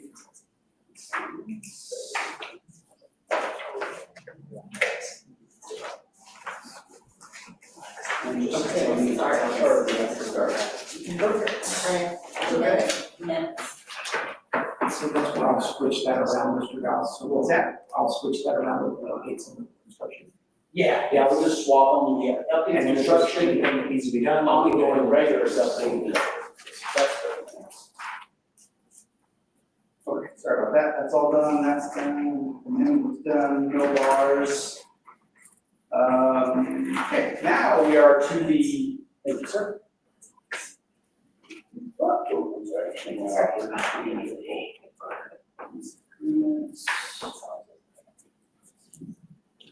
So, next is the cabinets for American Street House, $28,207. Looking for that price, 17.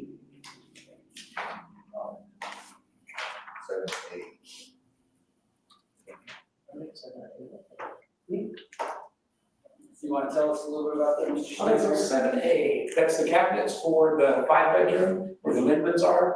Those cabinets were made very, very flimsily, and they were pretty much particle board with clear, like, formica. Cabinets in the Extremely kitchen, cheap. all over the whole house. The whole house, they're all just falling apart, literally. Because anytime they get any kind of moisture or water on them, they're particle board cabinets were usually, at least cabinets are made out of wood, and the varnish wears off of them. But actually, they're just coming apart. That's on that 5-bedroom. And these are the. That's a kitchen and 2 bathrooms. 2 of the, yeah, to make a match. Entire house, right? Yes. It's not really bad for the entire house. And they need, I'm thinking it was all kitchen. Right, yeah, probably. It's just the kitchen. The kitchen's also not, it's like all the way around with an oven. Yeah. It's got quite a bit of cabinets in it. That's it's not bad. Any questions, Mr. Crawford? Nope, I don't have any questions, but we bought it. So we gotta keep it up. Yeah, we own it, yeah. And it actually came along with the lot that this building is sitting on. So we pretty much did, we got the house with the lot, basically. With this, where we are now? Yes, where we are sitting right now. We gotta care for it. Yes, yes. Yes, we'll need a motion to approve tax 28-2. I'll make a motion to approve. I will second. All in favor? Yes. Okay, thank you. This can come out of this hand also, right? It can be, or whatever's in the 12,000. Oh, right. Because the 12,000 is what we're paying, and we've just been kind of saving that. Right. For maintenance. Yes, for making home price. All right, 7B is a pole vault pit, high jump pit and equipment.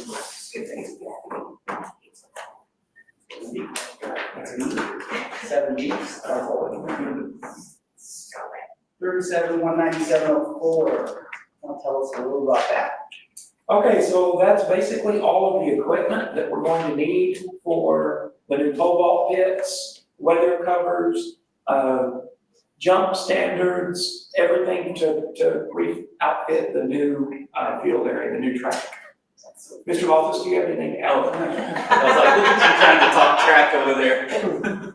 Oh, yeah, so, the last time we did this was probably about 10 years ago when I was track coach, and, it sits outside all spring and stuff, so it's just time to be upgraded as far as, pits, standards, covers. It will have JAL branding on it this time. That's something we have not done in the past. So with all the setup that we have going on right now, come track season, it'll look sharp out there. And this is best of the best right here?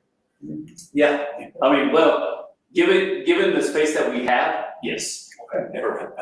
Yes. Is there any, when you're talking about how it sits out, any of this, is it removable or transportable during, in between meets or practice? Probably not. It's not. I mean, it takes an army to move mats and things like that.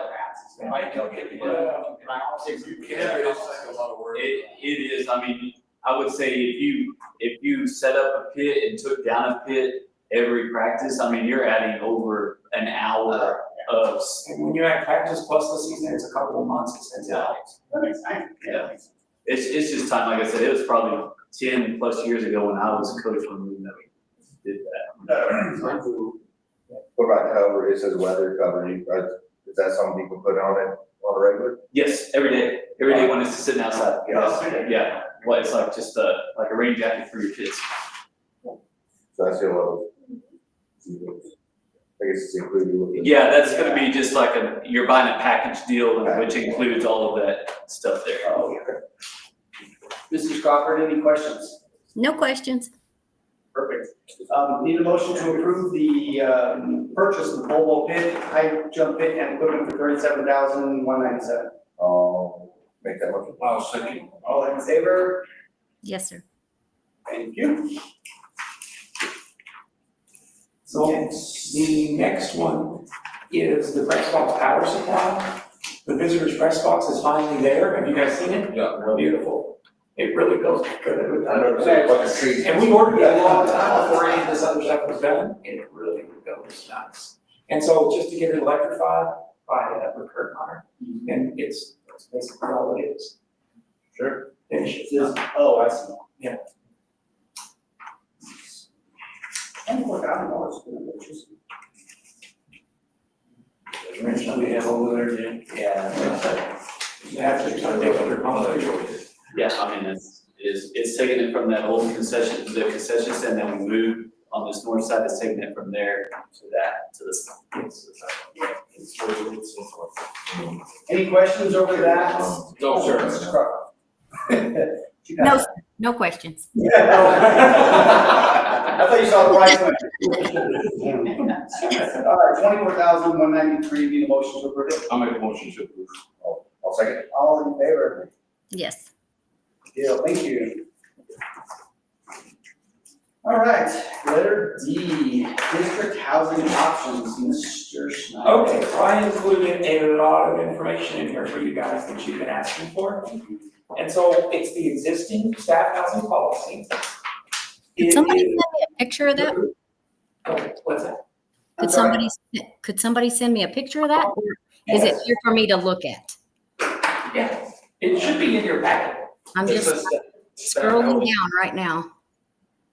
Hold on. So the first one is the staff housing, the Okay. job public schools. And then I think it's all part of. Did you get it? Did you see it? That's the contract. The Okay. first part, and then the rest are our houses, when we bought them, how much we bought them for. The lease, okay. The actual lease, yeah. One just died.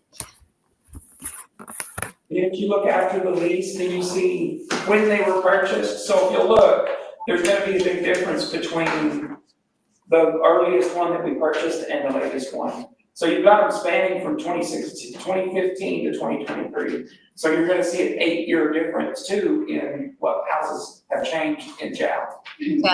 Page 70 something. Yeah. Second, I'm almost. The first one was D General Camp in April of 2015. I mean, 702 Easy in March of 2015, right? In April. And then right after that came General Camps in April of 2015. And not too far after that was 830 Hillcrest in August of 2015. And then East Merriman in 2016, and that was 1017 East Merriman. That was when we purchased that for this building. That's including the lot that the house was on. Oh, yes. Yeah. And this building. Yeah, and this building, the lot and this building. I mean, yeah, the lot and that house, yeah. And then the 2018 one is 422 South 7th. And then 2023 is Minnesota Street. 181. And that way you can just kind of see a progression of them, you know. That is a big jump on that in Minnesota. Yeah, but you're 5 years forward too. True story. 8 years from the beginning. Yeah. 8 years from the beginning. And that was when we stopped purchasing neighborhood houses in 23 and started developing the 8 units over there on Fifth Street.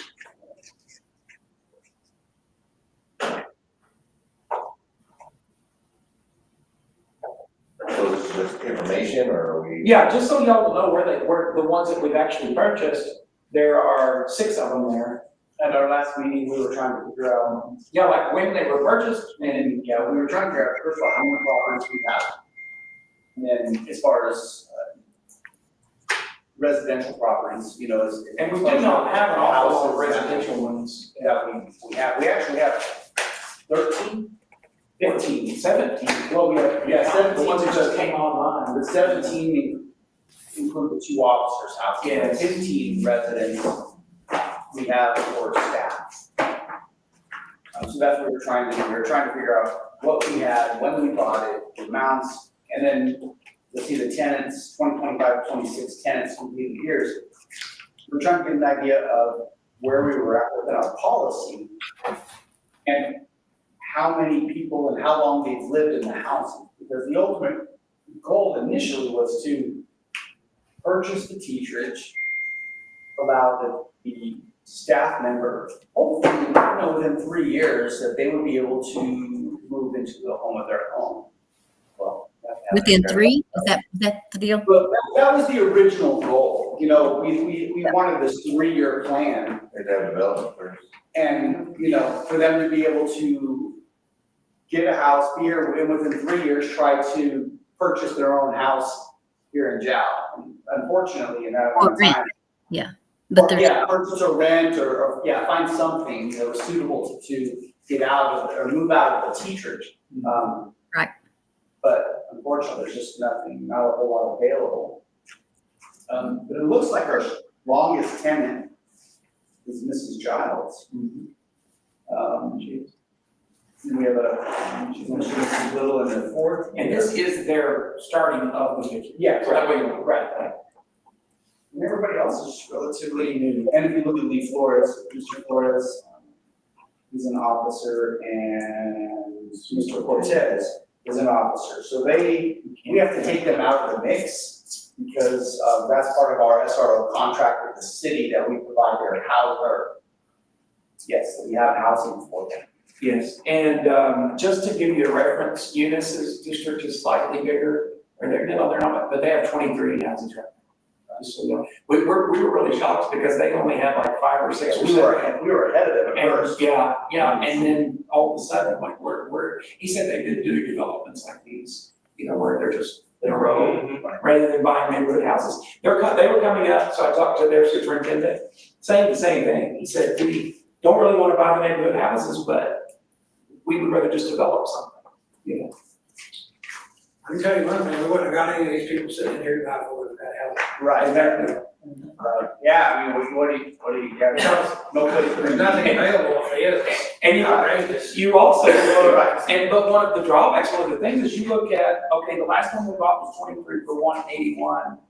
Look at how much those living rooms are costing. They're almost double that. Right. What I'm saying is, we have to pay more to develop the houses, but if it's SB 9 money, why would you not? I mean, because if you're trying to save money by buying neighborhood houses, doesn't make sense, because you're knocking families out. I don't know, it's like you shoot yourself in the foot as a school district. That's, I don't know how to. Really, it's for community representatives. Yes. I mean, you know, not doing. And I have the 2023 numbers were district valuation, and Giles School District is valued at $16 billion. The Albuquerque School District is valued at $20 billion. We are almost the same value as Albuquerque. I think we're the third, right? It's Albuquerque, Bernalillo County, and then us? No, we're two, us and Eddy County are almost tied for two. Oh, okay. Eddy County, even Carlsbad, is about almost even with us. No one else is even close. Like Rio Rancho, they're valued around $4 billion. Oh, yeah. That's Rio Rancho, the whole city of Rio Rancho. It's one of the fastest developing cities in New Mexico. And Hogs is 2.6 billion. Eunice is around 3.6 billion. They put in their new facilities they're building or not? That's their whole district value. District value. Just the economic value, nothing to do with their building. Yeah, and nothing to do with actually the. Economics. It's really not anything to do with the school. No. Proper, it's the school district, right? Yeah, and then we also have a ginormous school district. The size of it encompasses the entire oil field. Wow, that's not horrible for us, but, you know, I mean, and, you know, like Eunice, and they did really well, we're 4 times their size on our economy. It's basically your local economy and what it's worth. What's under the ground, or what's on the ground. 16 billion, and Albuquerque's is at 20, the largest city. Why you give me a bid? I don't need it, right? Yeah, right. And so you've also got LESC, which is the Legislative Executive Study Committee. The reason I know those numbers lately is at our last REC meeting, the superintendent from Hobbs was telling us they're trying to figure out ways to read. So they're not going to say this is voter approved. I talked to Mr. Little today. It is voter approved, but how they manipulate the factors and how it multiplies can be manipulated even without voter approval. That's just like redistricting. Have we heard this lately about Texas redistricting? Well, New Mexico did it a couple years ago. So that wasn't a problem. Anyway, so the redistricting, it's a legal way of making your voters not being represented. That's what they're doing. And they've done it for years, anyway.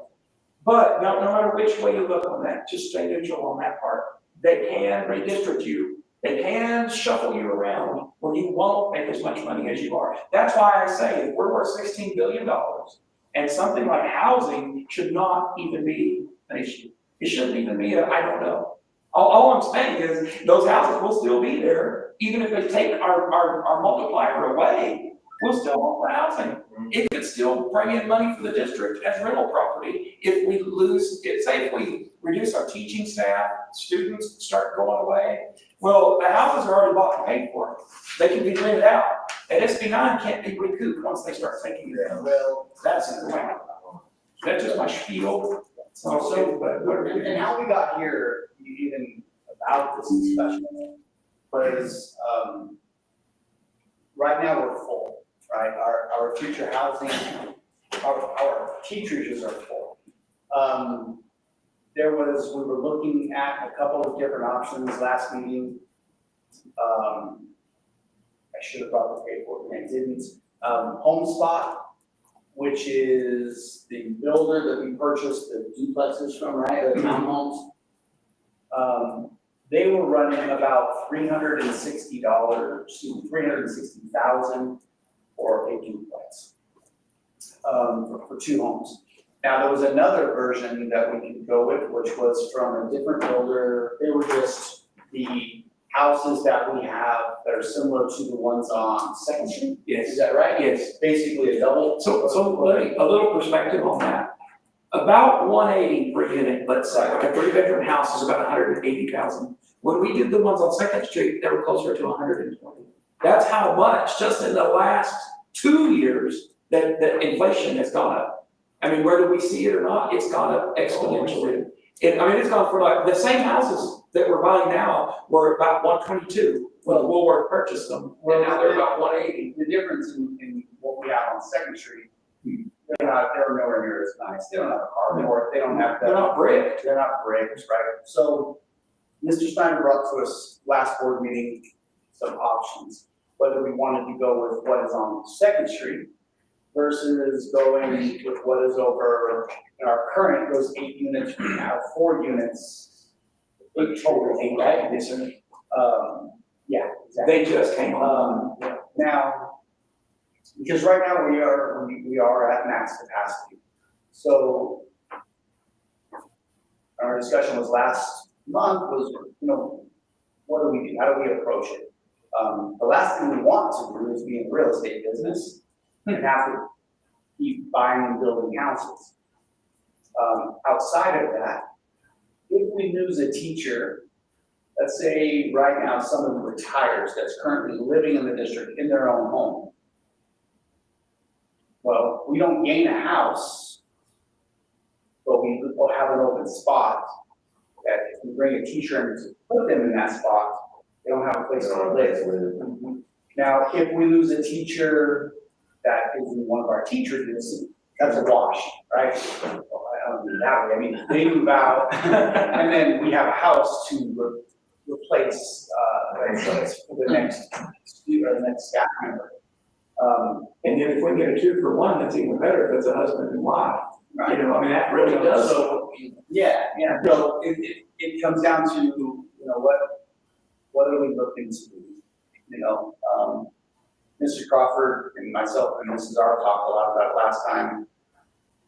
And I don't think any of us have an answer, but I don't know what our options are. Mrs. Crawford, what do you have to add to that? I know we talked a lot about it at the last meeting. Yeah, we did, and just kind of tapped the brakes a little bit because it's a lot of money. And again, we've got to maintain these homes that we secure, build, or whatever. I'm looking at the list of the tenants, and the Littles and Michelle Giles, like you say, are the longest running. Leave out Mr. Flores and the other officer. Cortez. Everybody else is brand new or 1 year. So that sounds to me like the turnover rate is working pretty well as it is. That's a good point. So what does that look like? So But we've added 4 more just to keep up. Right, that are not occupied yet. Yes. Yeah. No, they're occupied right now. They're occupied. Well, they are, okay. The 4 new Just ones. 4 in July, actually. Okay. So all of them that are year ones, a lot of those, the new, where it says new there. Yeah. So on the 4 of those were. there's another page that says teacherage and occupants, and it has all the addresses and then who's in it. That is every single property you have. Yes. Listed. So, that's why I want y'all to have it from A to Z, everything that we have. it is, so literally every property we have right now is occupied. And then you can kind of reference it to the completed years if you wanted to add that next to the occupants on the teacherage occupants list. See, and that's why it was a lot, used to be, when we were buying neighborhood houses, it was easier because I could anticipate the position and we run out and buy a house. Well, that was easier than it is now. Because now if we're gonna build our own, we have to think out ahead further. I can't just run and buy one if we're not gonna buy a neighborhood house. And what it is, what it presents, look how many are new or year one. Just new or year one, how many is that? So, wait, that's what? Yeah, well, there's a lot. Yeah, there's a lot. 8, 9, 10, 11, 12. Right. So what that tells me is within 3 years, you're gonna have retirements. I know for the 4. So I think. And they are not gonna be able to be moved out. Well, what Mrs. Crawford is saying is that, how many of these were there, you said? You just counted? There's like 12. 12. How many properties have been built? 8. 8, Right? yes. So 4 properties then have turned over, right? With staff just leaving. So I think that's what she's suggesting is that with what we have right now, It won't keep up. Well, where the previous, the teachers. By next year, we're going to be short at least 2 houses. So the teachers that, the other 4 residents that became available, right? Those teachers did what? The 4 that became available, we brought them into the district. No. So we have 4 houses. They're all different, like each person, some moved from a different house, some are new. Some moved, well, they wouldn't have transferred. No, it's still the same, their years stay the same even if they just switched houses. No, so I don't know how to explain what she's trying to ask. One example is that Williams left, and then someone took his house. Right. So staff will leave, but the majority of the houses that were built recently Right. have been secondary additions, that staff that we've added in addition. Okay. Or we replaced secondary staff since I came. So there's very few elementary, I think what he's seeing down the road, This is elementary is going to start. I'm going to start, because I have the mixture, but I am going to have probably about 3, easily 3 that are going to retire in the next 3 years. And that's what I'm saying, our current, so I see what Ms. Crawford is saying. And they The will. number that we have is sufficient with the turnover. And they will. You see what I mean? But the What were number you we have. saying, Ms. Palmer? I'm sorry, the rest of your, you said you had I was 3? just saying that they, and those 3 that retire won't be moving. They're in their own homes. So when they retire, those homes won't be available because. We'll need 3 positions, but we'll need 3 more homes too. Correct. Okay. Well, one of them's currently in an RV, so she'll probably take her house with her. Right. But either way, she's not in the teacherage. Correct. Yeah, and that's what I'm thinking too, just about teachers that bring their own housing. It happens all the time, so, I mean, it's an option for them. Right. But anyway, just trying to think it through. Right. Yeah. So the discussion was for the home spots homes, they were about $360,000 for $180,000 for basically a 3-bedroom, 2-bath, carport project, just like this one. But they come by in pairs, right? So basically, $360,000 was the quote.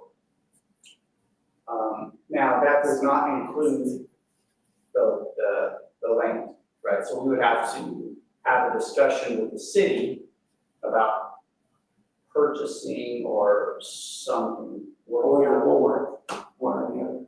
Or Woolworth. Surely we still have access to the lots where the old elementary was, right? That seems to be working well together. That worked really well. Well, I think we would be foolish to not. I don't know why we would build Kind of having the same homes scattered all over the town. We would just put them out there.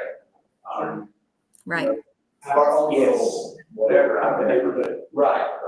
So in that sense, we would have to come up with a discussion with the city to purchase the land. So that 360 is not the land.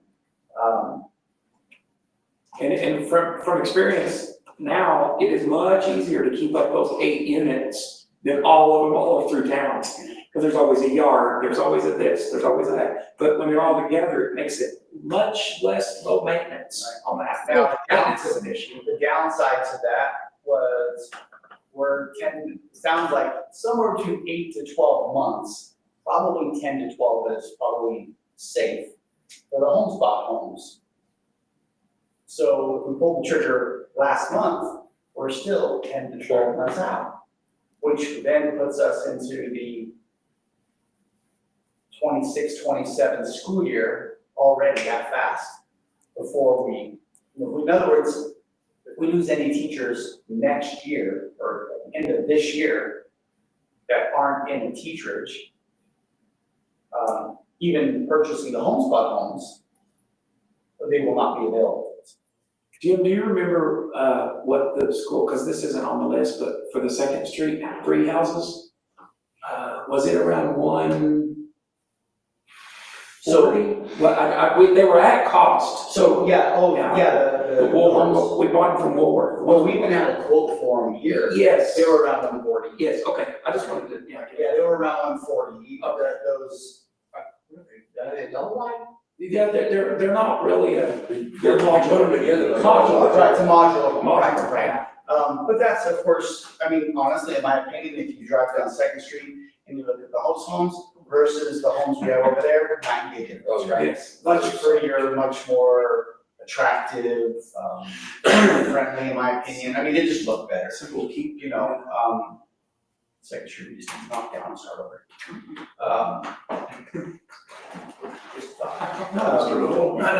Oh, wait, no. There's two houses. But it's like- No, I don't mean to knock down. And those could be great in the future. Right, well, we can. I'm just saying, yeah. I just don't want to knock down the school's house. Yeah, but the other one's okay.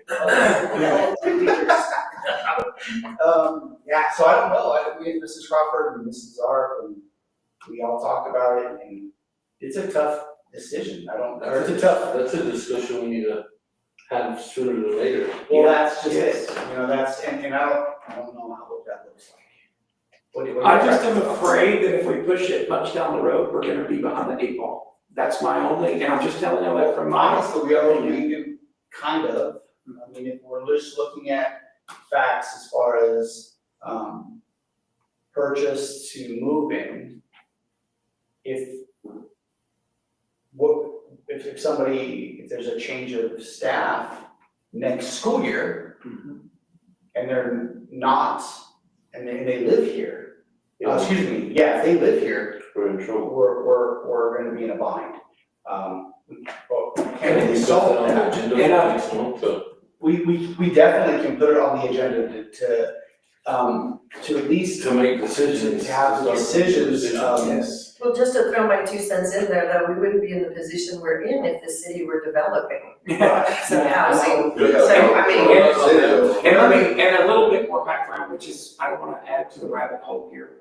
But some of the houses, for instance, we have a fantastic teacher that's losing her housing situation from a divorce at the elementary, I'm not gonna tell you who, and she's gonna lose her house. She may have to go somewhere else, because she's already thinking, can I go to Eunice? We have another teacher at the high school theirs is gonna change. And then we have assistant principal at the high school who's housing. In other words, I know of 3 offhand that are wondering what they're gonna do, but we cannot offer them anything because they're not in their first year. Right, well. That's a rabbit hole. Yeah, I mean, that's like, well, you know. Those are always other circumstances, and we're literally only following circumstances that are by school year. All of those other personal circumstances, There's so many we're always things. gonna be. Because there's no housing, and all those personal circumstances, I wouldn't even know about them if there was anything available. I wouldn't even know, because they'd already found in this house or this apartment. Even just a giant row of apartments would be fantastic. Just a huge apartment complex, the city or somebody, I mean, I'm just saying, any kind of housing development would help a lot of people, including teachers here in town. Kind of like pent up demand for housing. Well, so down at the old elementary, isn't the city building a home there? Somebody is, I think that's the city. They're doing something. It's not, but it's. No, the city has, 2 lots that they are developing for pre-manufactured homes to sit. But to sell to the public or rent? Or? Nobody knows. So when my conversations that I've had with the mayor, they have not provided me no information as far as whether they are going to be a for sale home or whether or not they are being built for somebody in particular. Okay. I know, obviously, we know they're not the district. We know they're not with the hospital district. And the city's doing it, but he has not provided any straight. And is there a training? I was told that it was housing like the trailer homes they have at the city employees. I heard it was for that, but I don't hold me with that. The only thing is they already have like driveways and garages looking like they're the actual. They're modular homes like. Yeah. Yeah, but. Yeah, That's what I was told. I don't know if And that's kind of the feeling I got when he wasn't saying that they're not for the public. Oh. But I think they're I'm just guessing, but I For employees, yeah. it sounds like they're for the city employees. Yeah, just like the housing that's by the lake. Right. about the water, I think, the dome and such. Right, right. Oh, okay. So to answer your question, we don't know for certain, but, that's the impression I got. I don't know why they would not be straightforward about that, I but. wouldn't know if it's, I wouldn't know. We'll find out. Yeah, find out. Yeah, so outside of that, I don't think there's, any development going on. I know that there's a couple of places that the hospital district owns. Yeah. They're just sitting on, trying to, I mean, it takes about 3.5 years to make a decision.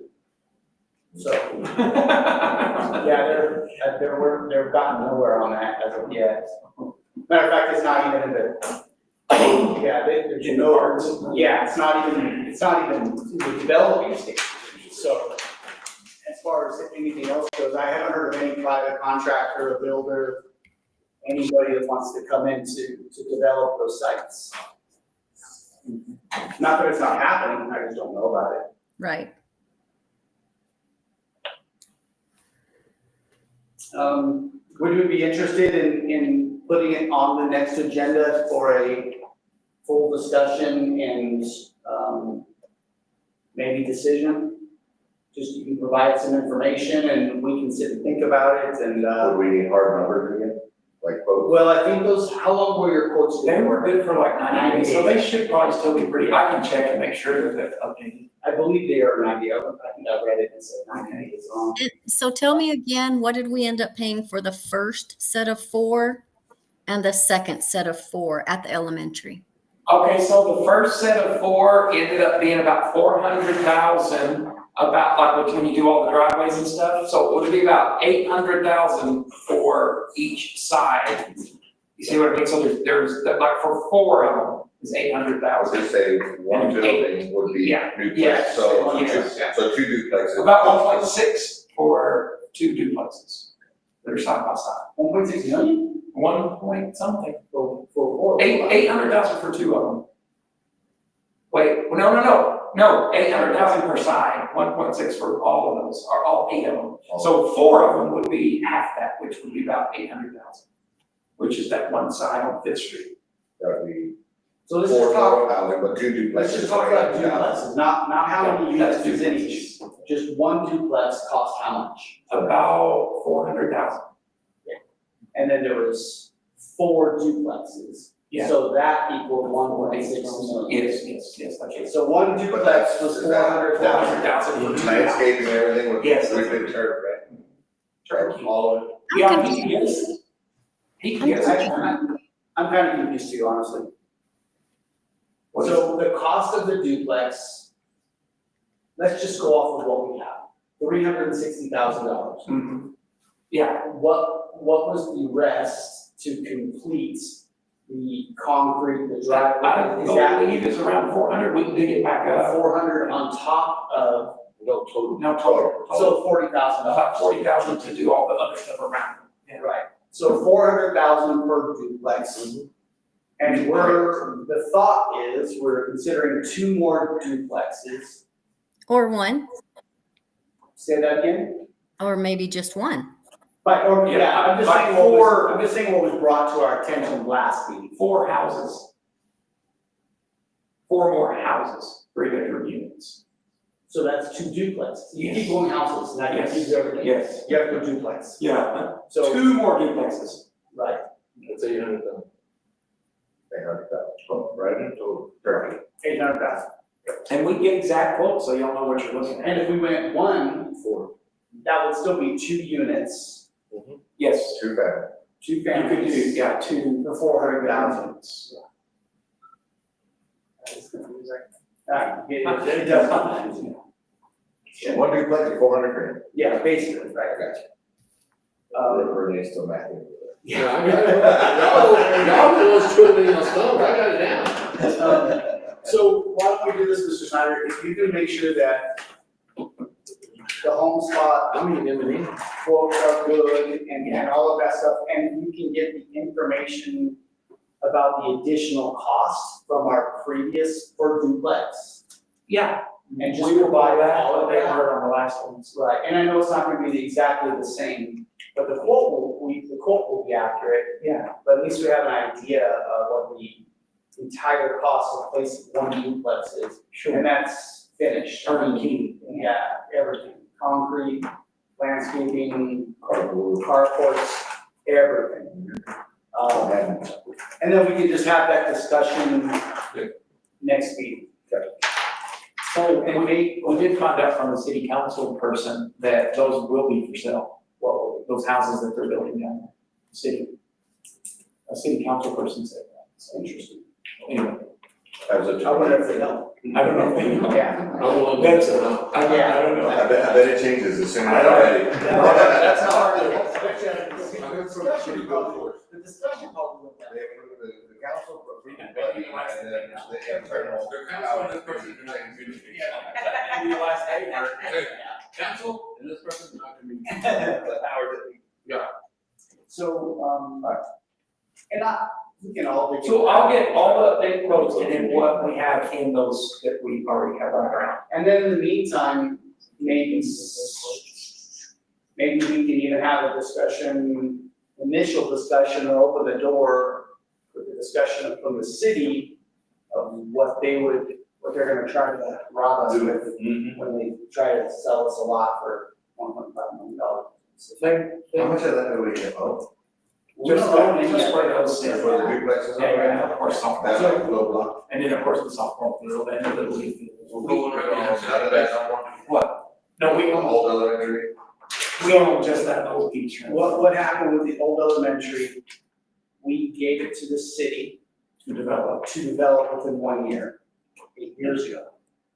And knocked it down, we did everything for them and said, oh, you have 12 months to start working, or it reverts to us. And that everything that's done over there has to come to us, the school board, for approval. So we didn't want man camps, we didn't want RV parks, we didn't want any of that stuff. And we contacted them in month 11 and said, hey, you haven't done anything. And so they parked the backhoe, dug a ditch, said we have, and now 8 years later, we're still watering a dirt lot. So, sorry guys who go over there. So there's nothing we can do. They haven't erected a building, they just started. And that's all they were, supposedly it was shovel ready when we started, they were ready to go, and that's why we did it. And we thought they had a builder and developer lined out. They literally told us we are ready to go. So gave it to the city? We gave it to them. They didn't have to buy it like $1 or Yeah, we didn't buy it $1. And we approach them and say, hey, we want it back. or $1.50, inflation.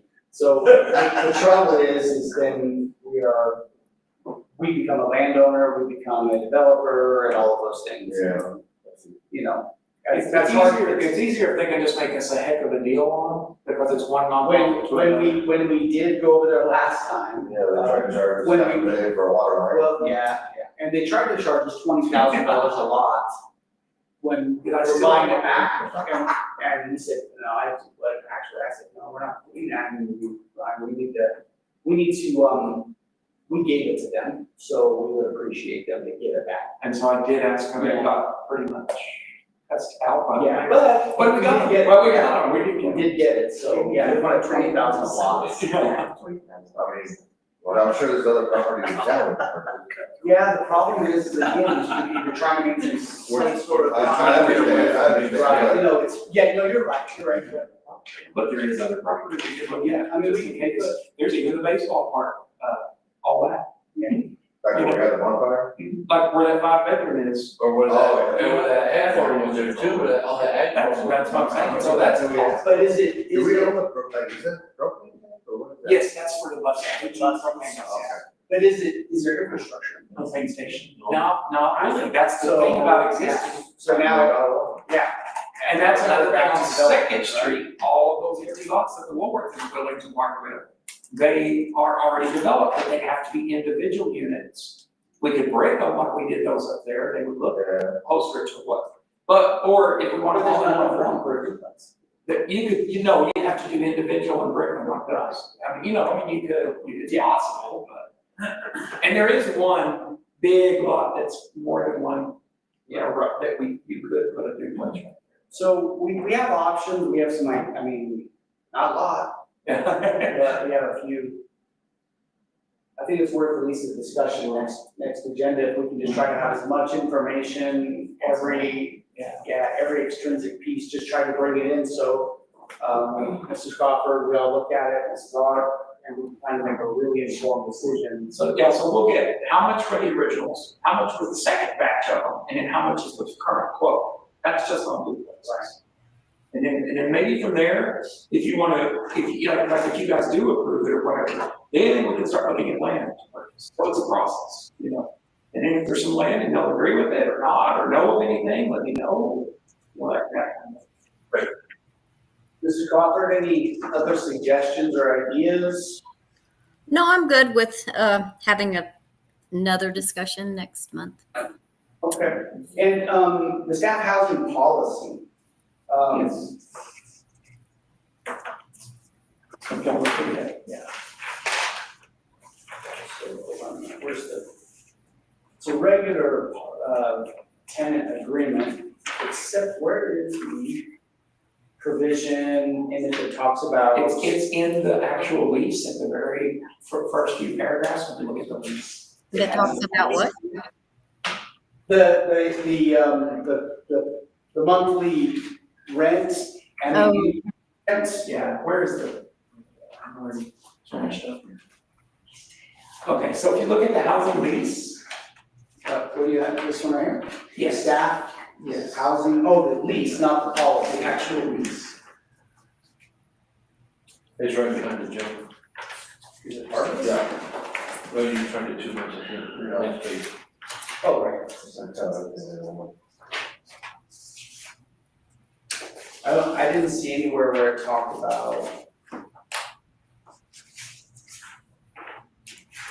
The increase? What's that? yeah, anything about I don't see that either. I don't see any numbers in it at all. All I see is I see fees, 500. deposits, I don't, I don't think there is So- payroll veterans. And y'all know how it works after the third year? well, and see, that was part of the question, is that, so that's not in there, that's not in the lease, and it's not in the policy. But we voted on it. We Yeah, you did the vote. policy, so I don't know why it's not here, and why would it not be? I don't know why it's not here on the. But then after, so this is the problem though. The house can then be leased for a term greater than 3 years until it's needed by the district. So it kind of, you don't have it included in there because after 3 years, all bets are off. Well, You know, there's no like- that, yeah, no, but that, we've already come to the agreement that it's not feasible. Are we gonna ask Mr. Little? We can about change it? that. There's no place to put it. We change that, yeah. Well, but that's not the point. Figure it out. It's not that piece of the problem, it's there's no understanding of the cost, right? I mean, it's not in our policy and it's not in their agreement that after, however many years, your rent starts to We go can put it in up. there.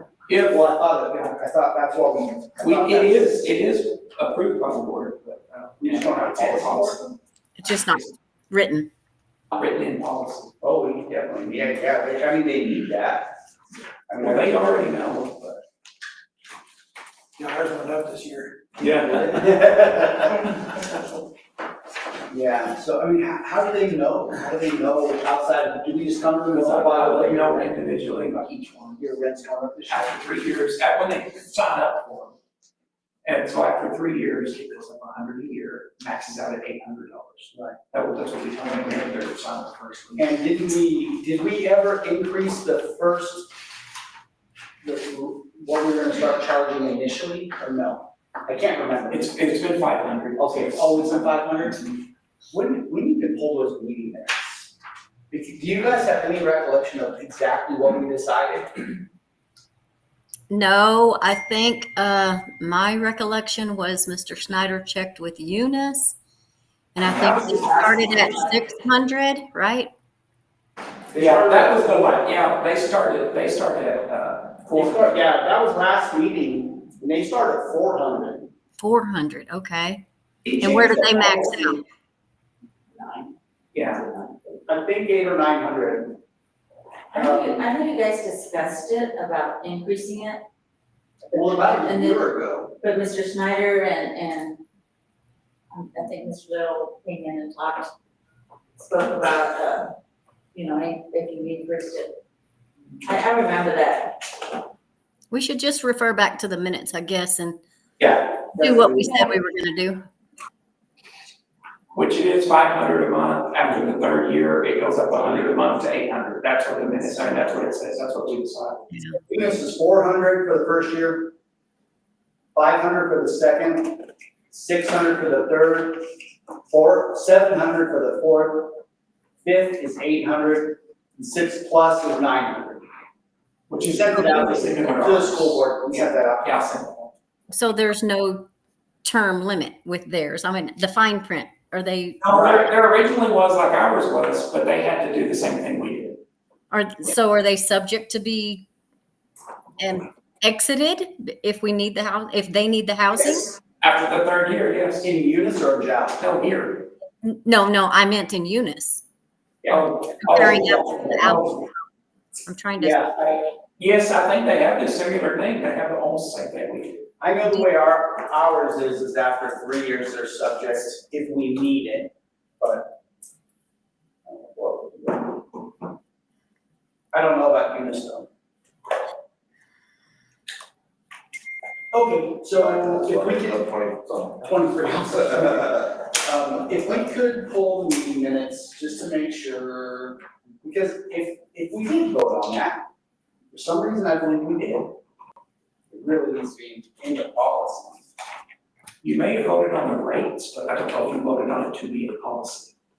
Well, to look, see what I'm, y'all might have voted on what the rates are for the houses. Well, we literally, isn't this a stat housing policy right here? Yeah, that's what's in policy currently, but I don't know if that was ever meant to be included in the policy. Oh, yeah. It was just a word for it. Yeah. Right, okay. And it probably should be on their lease. Because when do we do an annual lease for them or is it? Annual. Goes along with their teaching contracts. Okay. So we'll put that on the next meeting as well. Okay. Yeah, I would think we would want to make sure it's all in writing, just in case it ever come up to a legal situation where we're scared to excommunicate somebody. Well, and then legally after the third year, we can kick them out. Yeah. That's what the. Well, actually, we can after one, we're renew a lease every year. Yeah. Yeah, we gotta talk about Mr. Little, he's not here. Okay, good deal. Any questions on that? I know it's a huge topic. It is. It's tough. All right, letter E, indoor golf facility contribution. This is the contribution that Mr. Schneider has approached us, as a Woolworth board member, Woolworth Trust. Obviously, I'm one of the trustees as well, so I would not take part in that. As far as the vote, the information I can provide. We're still exactly what Mr. RJ said today. We don't have a definitive plan. We don't have a definitive cost. We don't have anything like that. As far as I understand, Mr. Snyder approached the board and, well, I know that was here. The board is interested in contributing. Sure. But I believe at that time you guys also said based on the, whatever you want to see the final product or what it's looking like it's gonna cost before the district decides how much to contribute. Sure. Are you guys still at that? Yes, it is.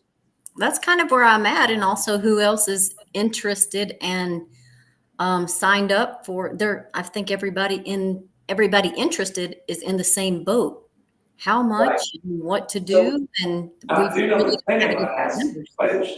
clinic has initially said, and of course, their initial thought was they mentioned 4 million.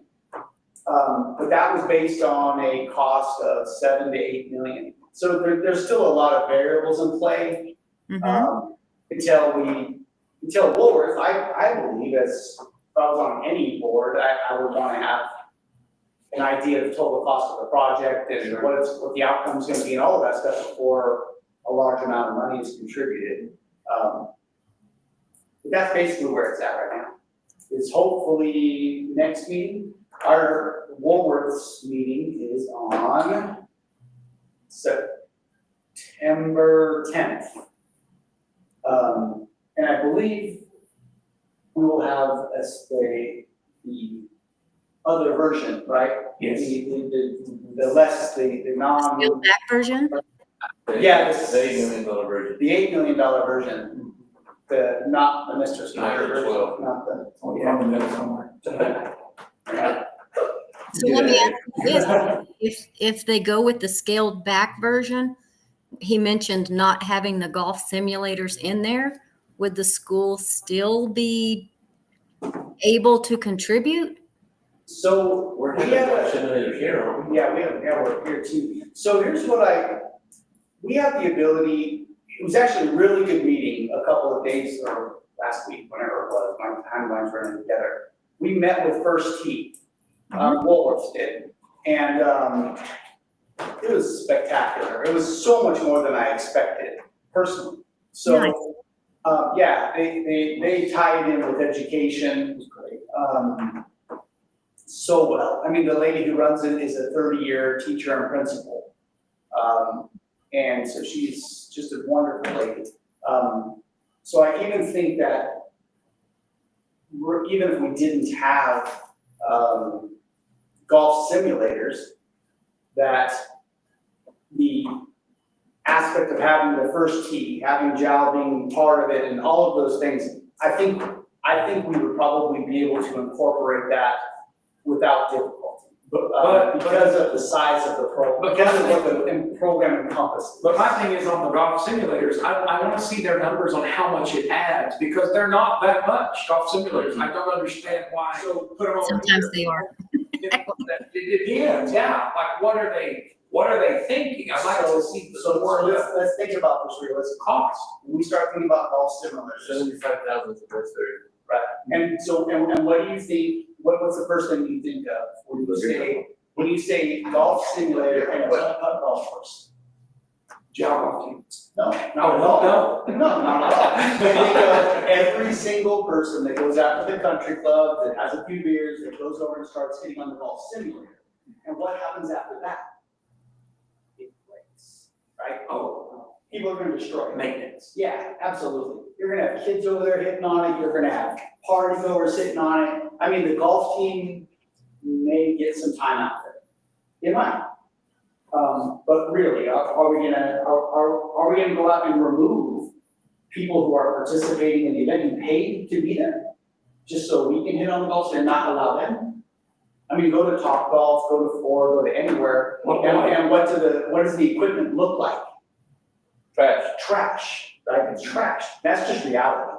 But it's the same thing on the driving range. I mean, the kids already use it, the golf team uses it all the time. I can see where Jim's coming from. It's not worth having a simulator. The wear and tear. Yeah, the driving range, they bring their own clubs, they bring their own shoes, they bring their golf, they bring their gloves, they bring their tees. They're just hitting balls. That's all we have to provide them. And the space without hitting something. Yeah. You have a high-tech. We will have that golf here simulator. already. Right. You have a high-tech golf simulator. I mean, we just know. People that have never played golf are gonna use it. Absolutely, absolutely. Your stuff is going to get trashed. That's reality. But if we put them here, we can isolate them to our golf team. Yeah. That kind of makes sense because at first I thought in the winter when it's cold or yucky days when it's yuck outside, it would probably be nice for the golf team to be able to go in and use the simulators. But it's really kind of cheating because if they happen to have a golf tournament on that day, they have to play in that yuck. Right, well, and we are gonna have golf simulators in our indoor facility. Yeah. Yeah. True.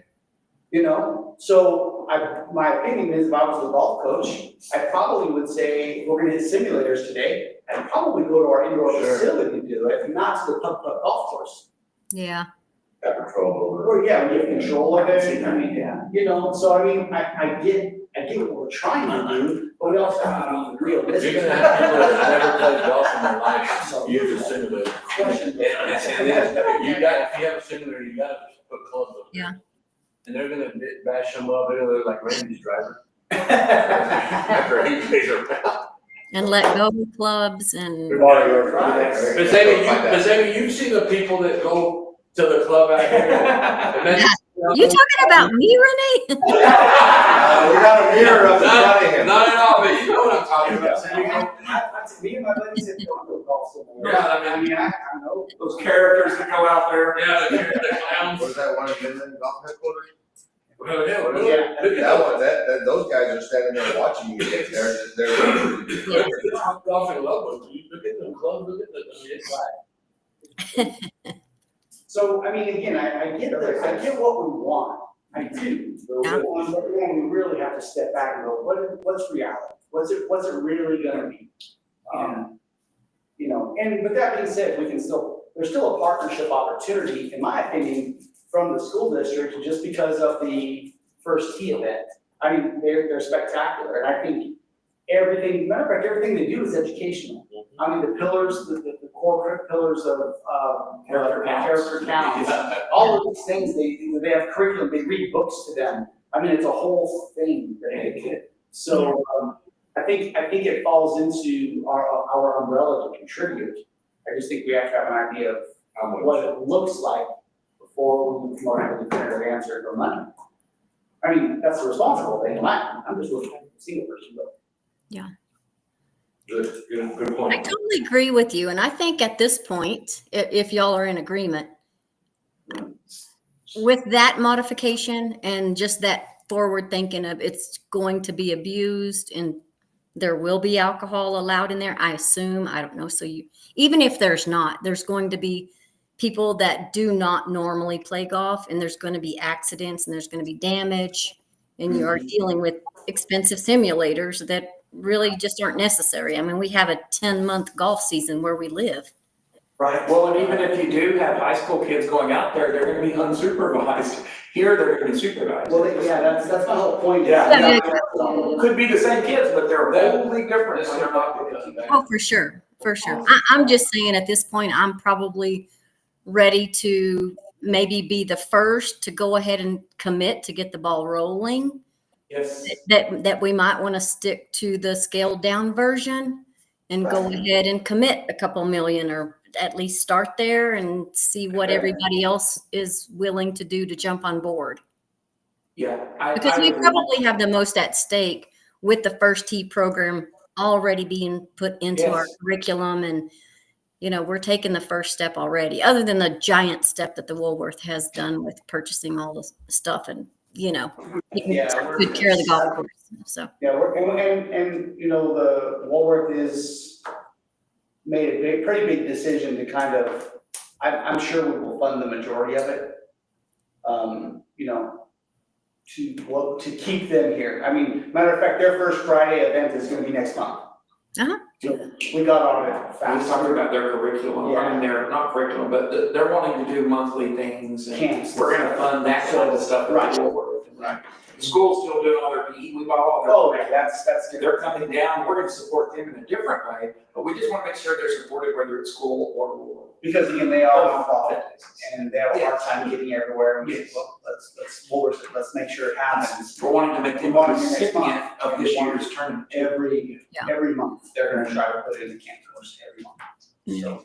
I think it's Anyway, so what you're suggesting, Mr. Crawford, are you suggesting you'd like to put an initial number out there based on a scaled back version of that $12 million? That's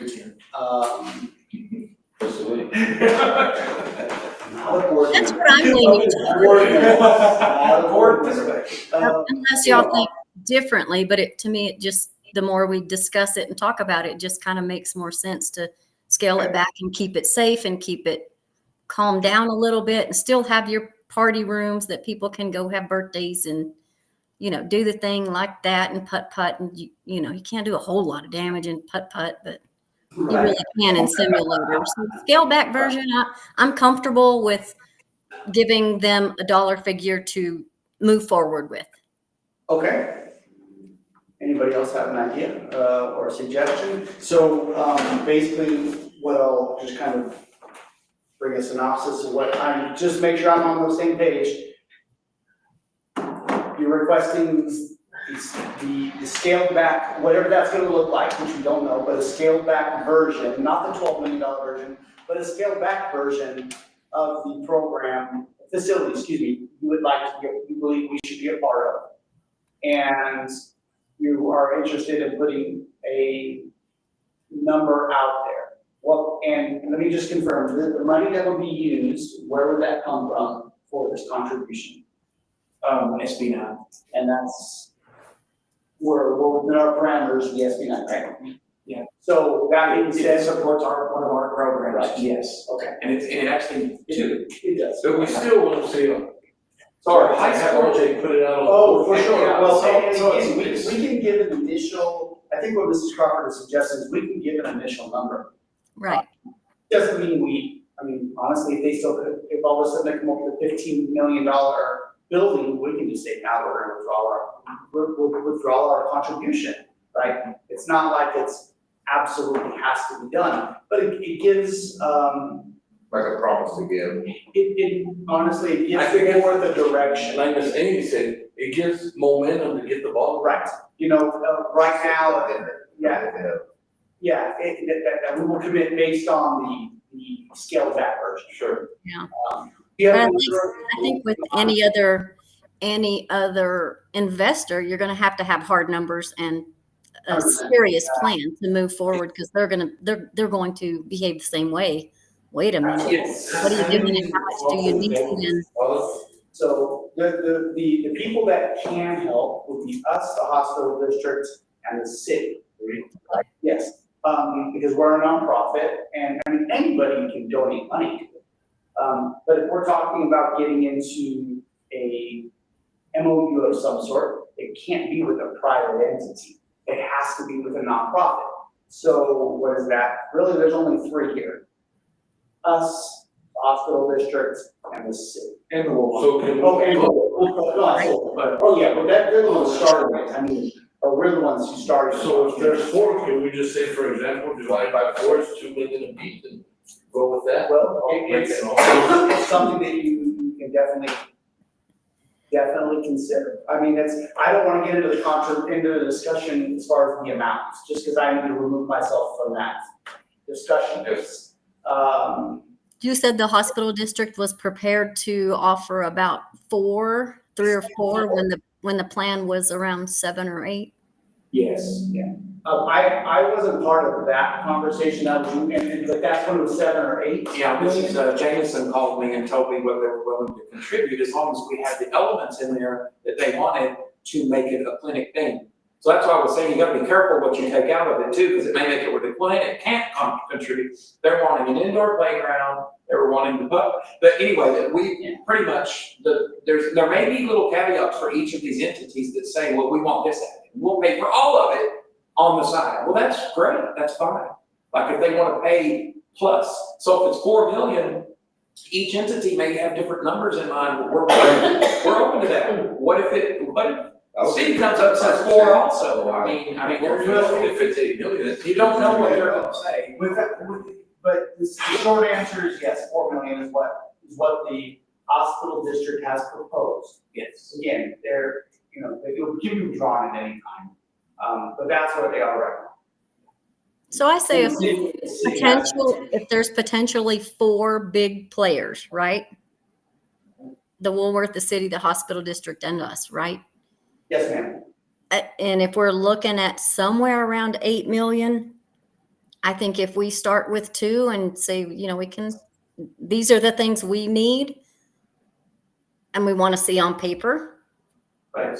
then we can make our pledge and move forward, and everybody else hopefully will follow suit pretty quickly. And the plan might change a little bit, and the numbers might change a little bit, but they're not going to change And 4 or also- 5 or $10 million, I wouldn't suspect. So Right. Yes, and Woolworth would like to have less of a contribution in money because we're gonna have to end up running it, and we're the only entity. So I can talk on a Woolworth board now, because I'm not on this board. So basically, it could be more with the other entities because they collect taxes. The Woolworth does not collect taxes. Woolworth has what they have because of investments, nothing more, nothing less. They do not collect. And that's a taxes. long-term commitment. And it's long-term for commitment for Woolworth. Woolworth. So Yes, maybe if we said 3 and hope to get 3 from the city and 3 from the hospital district, They then already we're pledged. right there in the ballpark, and then hopefully Yeah, Woolworth. It's hypothetical. I agree with you on that, saying I agree on the 2, like you had mentioned previously, and then go, just like you said, to get the ball rolling, and maybe some, the rest of the guys would jump on board and move forward from there, but I strongly agree with you on that. And coming as a Woolworth trustee, it definitely, if we get a couple of entities on board that have an initial commitment, then I believe that we can be a little more genuine in moving forward with it. Sure. Because obviously, if we're looking at a $12 million hit, we're not interested. I say we're not interested. Brian might say we're interested. I would be a trustee who never said no. I would vote no on a $12 million hit. If it was just to Woolworth. But to scale back version, having for collaboration, yeah, I think it will definitely give Woolworth motivation to. Can we put this on the agenda for next month? You mentioned that. Just maybe to conversate more about it? Yeah, if you can do that, or the discussion right here, because it's on here, you can actually make the motion to have an initial commitment of $1 or 10 million, it's up to you. Or if you want to wait to have the discussion, you can do that too. Well, I think we're all on board to make a commitment for 2. Are you good with that, Ms. Amy? I'm definitely good for 2 and even a little more if, again, like I said, the Woolworth is going to have the long-term commitment of sustaining it and maintaining it and employment and all of that stuff so yeah, I'm good with 2 or 3 if somebody wants to. Would you feel comfortable making a commitment today? I do. Ready? Do you guys? Yes, I do. We just gotta figure out the number. Do we wanna do 2 or do we wanna do 3? Let's do 3. Okay. I make a motion, we do 3, and let's just see what happens. I second the motion. Okay, let's make sure, got it? So let's make sure that motion states that you are willing to put in, commit $3 million based on a scaled down version of approximately $8 million of the new design. Is that basically what you got there? I agree. Do you agree with me? I'm comfortable with that. So we motion for that whole amendment, for that whole, what do we call that? Motion, just for that, right? Sure. For the $3 million with the $8 million, But that, if you take who's pledged already, that's 7 of the 8. I think the city should be on for more than 1. I'm just saying. how, you gotta remember, these are not solid numbers. Yeah, we're just saying. These are not hard to say. And we all know always more than what's projected, so it's going to be more for sure. And it's up to you guys if you want to entertain hard numbers with the scaled back version, or are you comfortable with the real deal big time Snyder version? I don't. Hey, that's like I told Jim, Miss Amy, I want to see comparisons of what a 12 million versus going to be compared to 8 million, and compare. That's a lot of money. That's $4 million is a lot of money. I do agree. Okay, so think about this. If we do the Mr. Snyder version, which is 12, which is great, it'll be fantastic, no doubt. If we do that as the school, we're not going to have to worry about whether somebody breaks a club or damages equipment. That's going to be on the Woolworth end of the situation, right? For maintenance and security and all that business is going to be on them. True. So let's be sure about what we really want. Yeah. The MOU would just simply state that, the Jal Public School District is willing to contribute X amount of dollars to Woolworth Trust, to facilitate the design, development, and construction of, this facility. And there will be a continued partnership allowing, Jal Public Schools to take part in educational programs, throughout the life of the facility. Okay.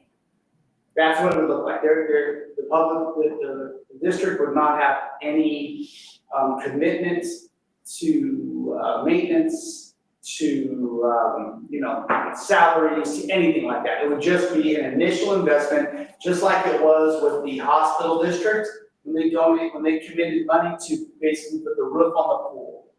They committed money under an MOU that allowed, under their specific rules, that they have a certain amount of, that they have a partnership with us to allow certain things.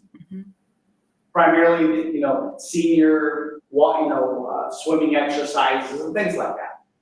And that, so whatever the MOU is, we'll run through legal, by the way, so Right. we know we can do it correctly.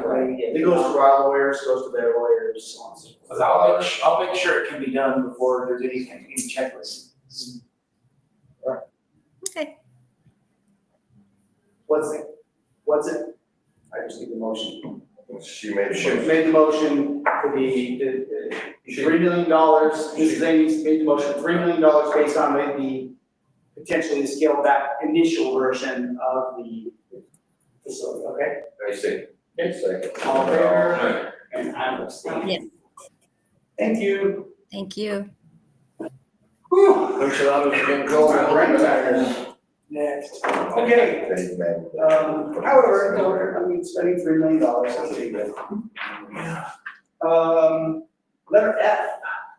Custodial maintenance and admin staff vacation policy. We don't even need vacation. Why are we even discussing this? Just put it to work. So Carolina doesn't need it, so. Now, so what this policy does, it kind of cleans up our old policy. And Mr. Office, you had our old policy was all over the place. We were based on 5-day, we were, like, it was different from this office versus maintenance and custodial. And there's gotta be a way that we can pull this all in under something, so they lost days in this office that they could accumulate, but maintenance and custodial gain. But then they still maintain their vacation, so when it drops below a certain amount of days, they go back to where they were. So 28 days is what we set it at, which is 7 weeks on 4-day weeks as the max that you can accumulate. Because that is the max that we were reimbursing anyway. So if that's the max that you're gonna reimburse when someone retires, why not expand that and make it for maintenance and custodial as well, not just this office? That's basically what it was.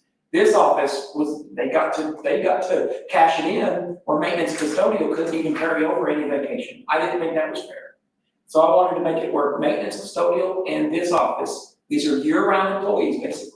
So your 12-month employees is what this pertains to, right? Really? And this was from 25 years ago, we don't even know where it all came from. So can I add something to this? Sure.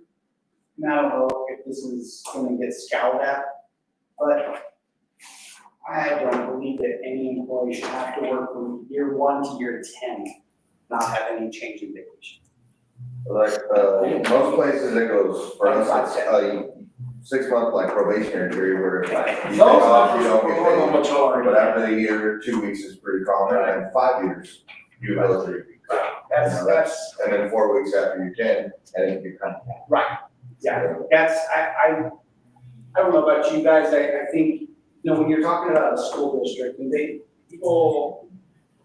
there's really nice things about working. That's a lot of time. Yeah, there's a lot of nice things about working for a school district, and there's retirements and benefits and all of these things.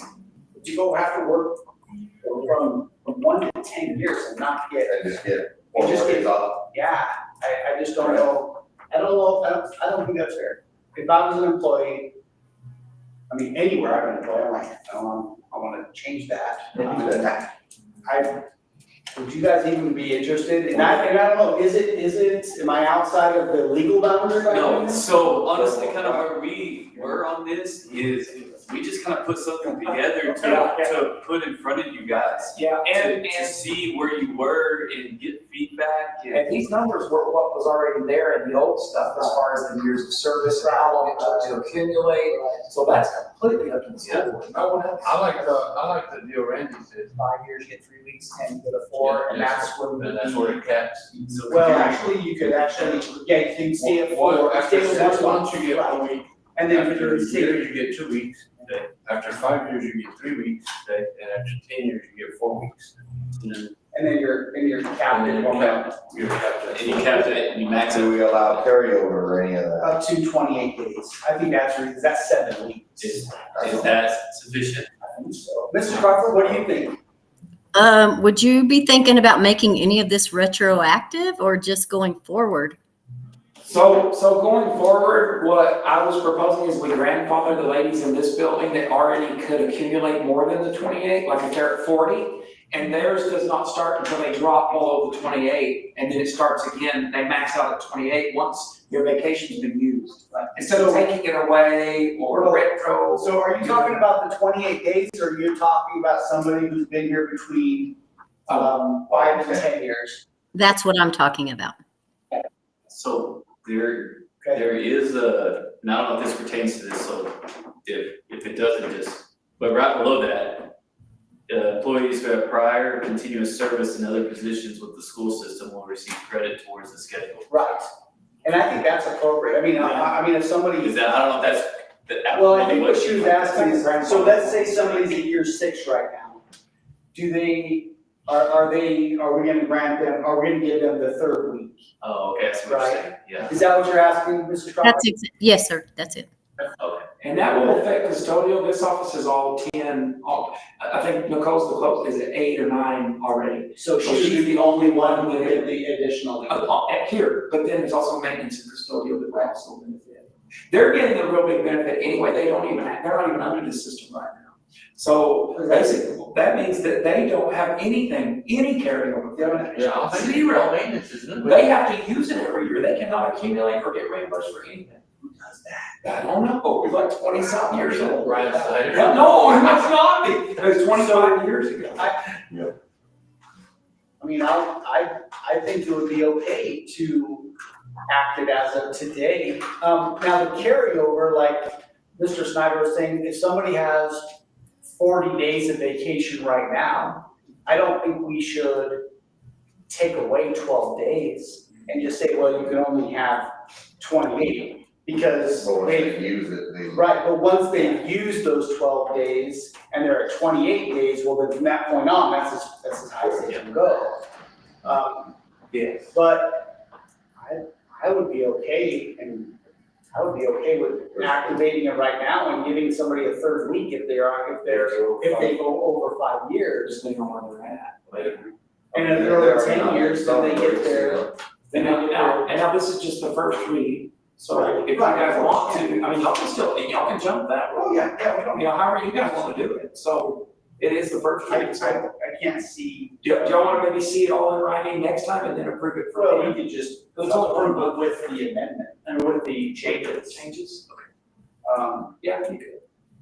And then you can still see it. Okay, hold on a second. Employees retiring from the JAL schools may be compensated for up to 240 hours of unused vacation time. But didn't we already say that they could only have 28 days? What does that equal? Isn't that still 240 hours? Is it, What is it? I don't know, how many hours? Well, see, we Go by hours or days? were wanting them to go by days, Yeah, that's true. because last time it was, this is what was in the old. So this policy is that how what they say That's 28. The old was 240, the existing was 240. Right, That's well, 30 so, days if it's 8-hour day. right, so we can't list it as 4 days days. here, Right, right, and hours here. but it was. That's more than That's why we're. Yeah, so we'd have to revise that to say 28 days or 7, we could we can either correct it for 28 days or how many hours is your day? Is that 8 hour day? depends. You guys give it 4. Which 12 hours? Because they're on salary, not hourly, aren't they? No, all of this right here, nobody here would be salary. Support salary, so we need to base this on hours, Not days. not days. Right. Like, 1 week would be 40 hours, 2 weeks, 8 hours. Everybody's salary. One or the Everybody's other, salary? should be days. Okay, there's not salary. Salary, they're all salary. Yeah, that's salary. You just everything into your stuff? Yes. Well, it's yeah. crazy. Yeah, that's days, we're gonna take over 40 hours. Their salary based on a 40-hour. That's, there It is. has to work a certain amount of hours within that. Yeah. So if you work a 6-hour day, 8 hours. no, I'm just saying, so if somebody comes and works a 6-hour day, they still get paid 8. And then, because that's their salary, their paycheck stays the same. Oh, okay, all right. So this would be 30 days, 240 hours, 30. So we would have to change that up to 240 hours would have to be 30 days. 30 days. That changes the 28 day max. So a 4-day work week, hold on, a 4-day work week, Would be 10 hours. but they're not. This is what we have to decide on, are we doing? We have, yeah, so we have a work, their work week is 4 days. We're allowing up to 7 weeks, which would be 28 days, because their salary doesn't matter, the hours, right? Yeah, and So- they are not 40 hour, they're 36, but 36 is considered 40 hour when you're on a 4-day. Right. That's So why it would be cleaner if we kept it days, because right now, as a 4-day week, because even this is listed as 1 week, 4 days. So it's 28 days. 28 Because that's the days. max you can carry The exact- anyway. And it gets the hours out of it that's in it right now. Yeah, the hour make. Yeah, that's what you see, this was also confusing. This is, Robert, does that make sense? It does make sense. Yes, sir. So we would write the policy then, after 6 months, 1 week, 4 days vacation, 1 year of continuous service, 2 weeks, 8 days. After 5 years, 3 weeks. Is that right? Okay, 3 weeks, 12 days. And then after 10 years, would be 4 weeks. So 16 days.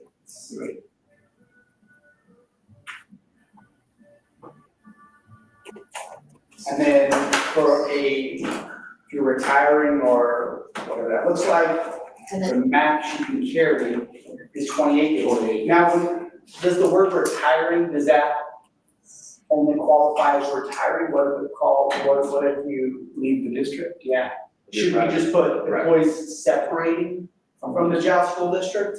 Well, there's the third bullet there under that addresses that very thing. Oh, okay. Employees who resign or discharge prior to the regular vacation will receive payment calculated on a prorated basis of 2/3 of the day.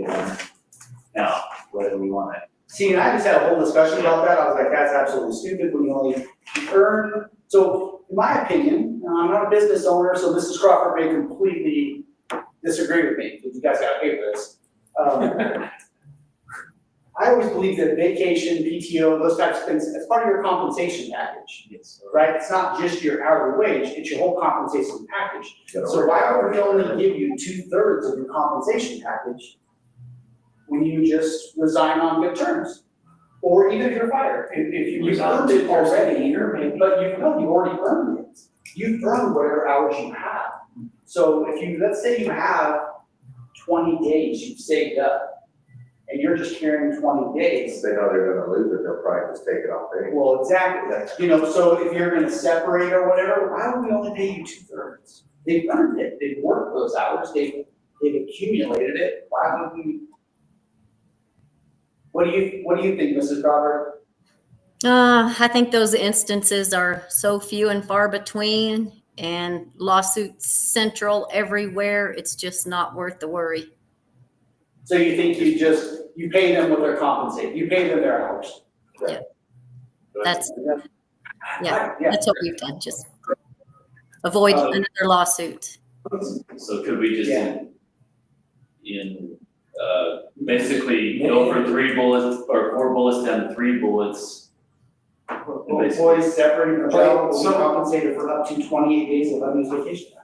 And then this is the second one, employees who resign or discharge prior to their vacation will receive payment for any unused accrued vacation period.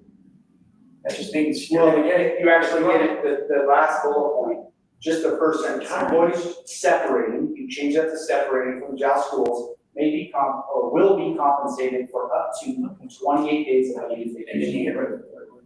Right? Yes. And that way, we're not shorting somebody a third day, third days, I don't know why we do that.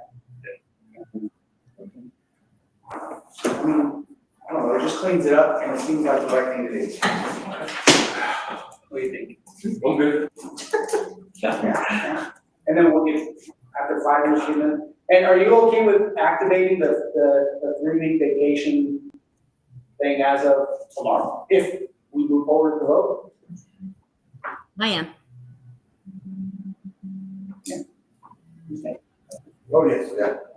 Here's a I lot. thought you were just talking, I was still scanning through. And then we can have seeing if it there's cleaned up, not anything something for you just to review as information. Yeah, we'll do, yeah, so that's what we'll do. We can make the motion and approve this based on the changes we've made, and then they'll provide the final product next meeting just for, Or like the format, I mean, yeah, it's simple, I mean, it's easy to understand. Straight to the point, Yeah. so. straight to the point, and just a couple of wording things, retired will be separated, may be compensated, we'll say will be compensated, and then, yeah.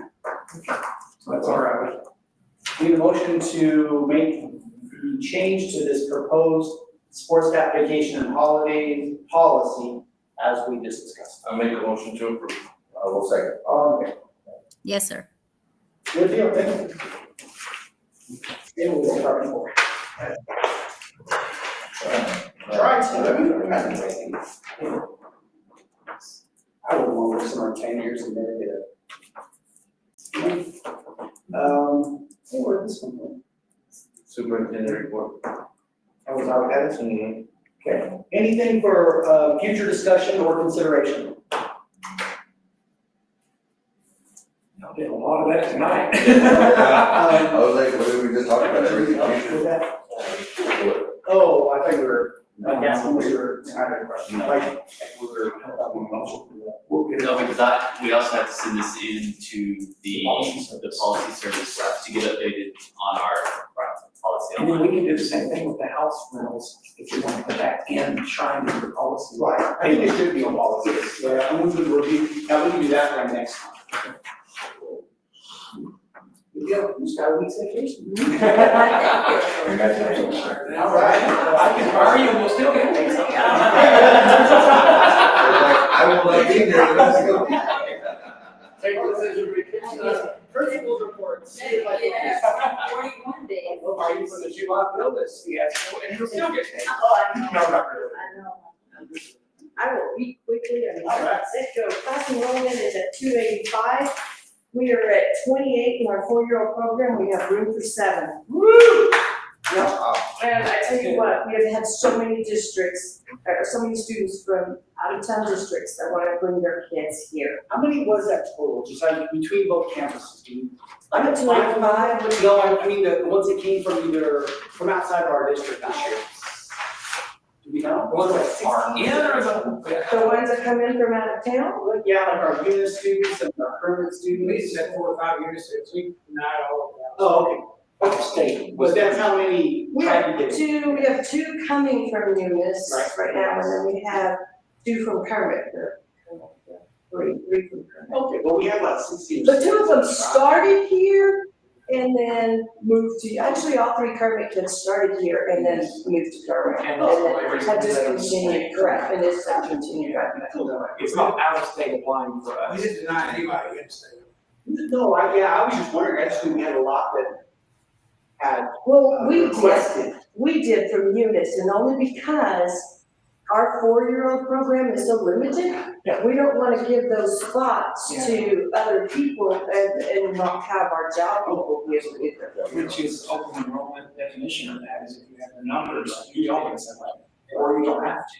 We still could. Correct, and we could, so like in, 4 months or something, when we still are at that capacity, we could allow that one 4-year-old to come here. Right. But we accepted one, and that was the only spot we were going to, we needed to leave the rest open for job people first. Our staff went through the trainings at the end of the school year. We did first aid, CPR, CPI, did EpiPen training. Started this week with ice station testing, which will from now on be called Amira.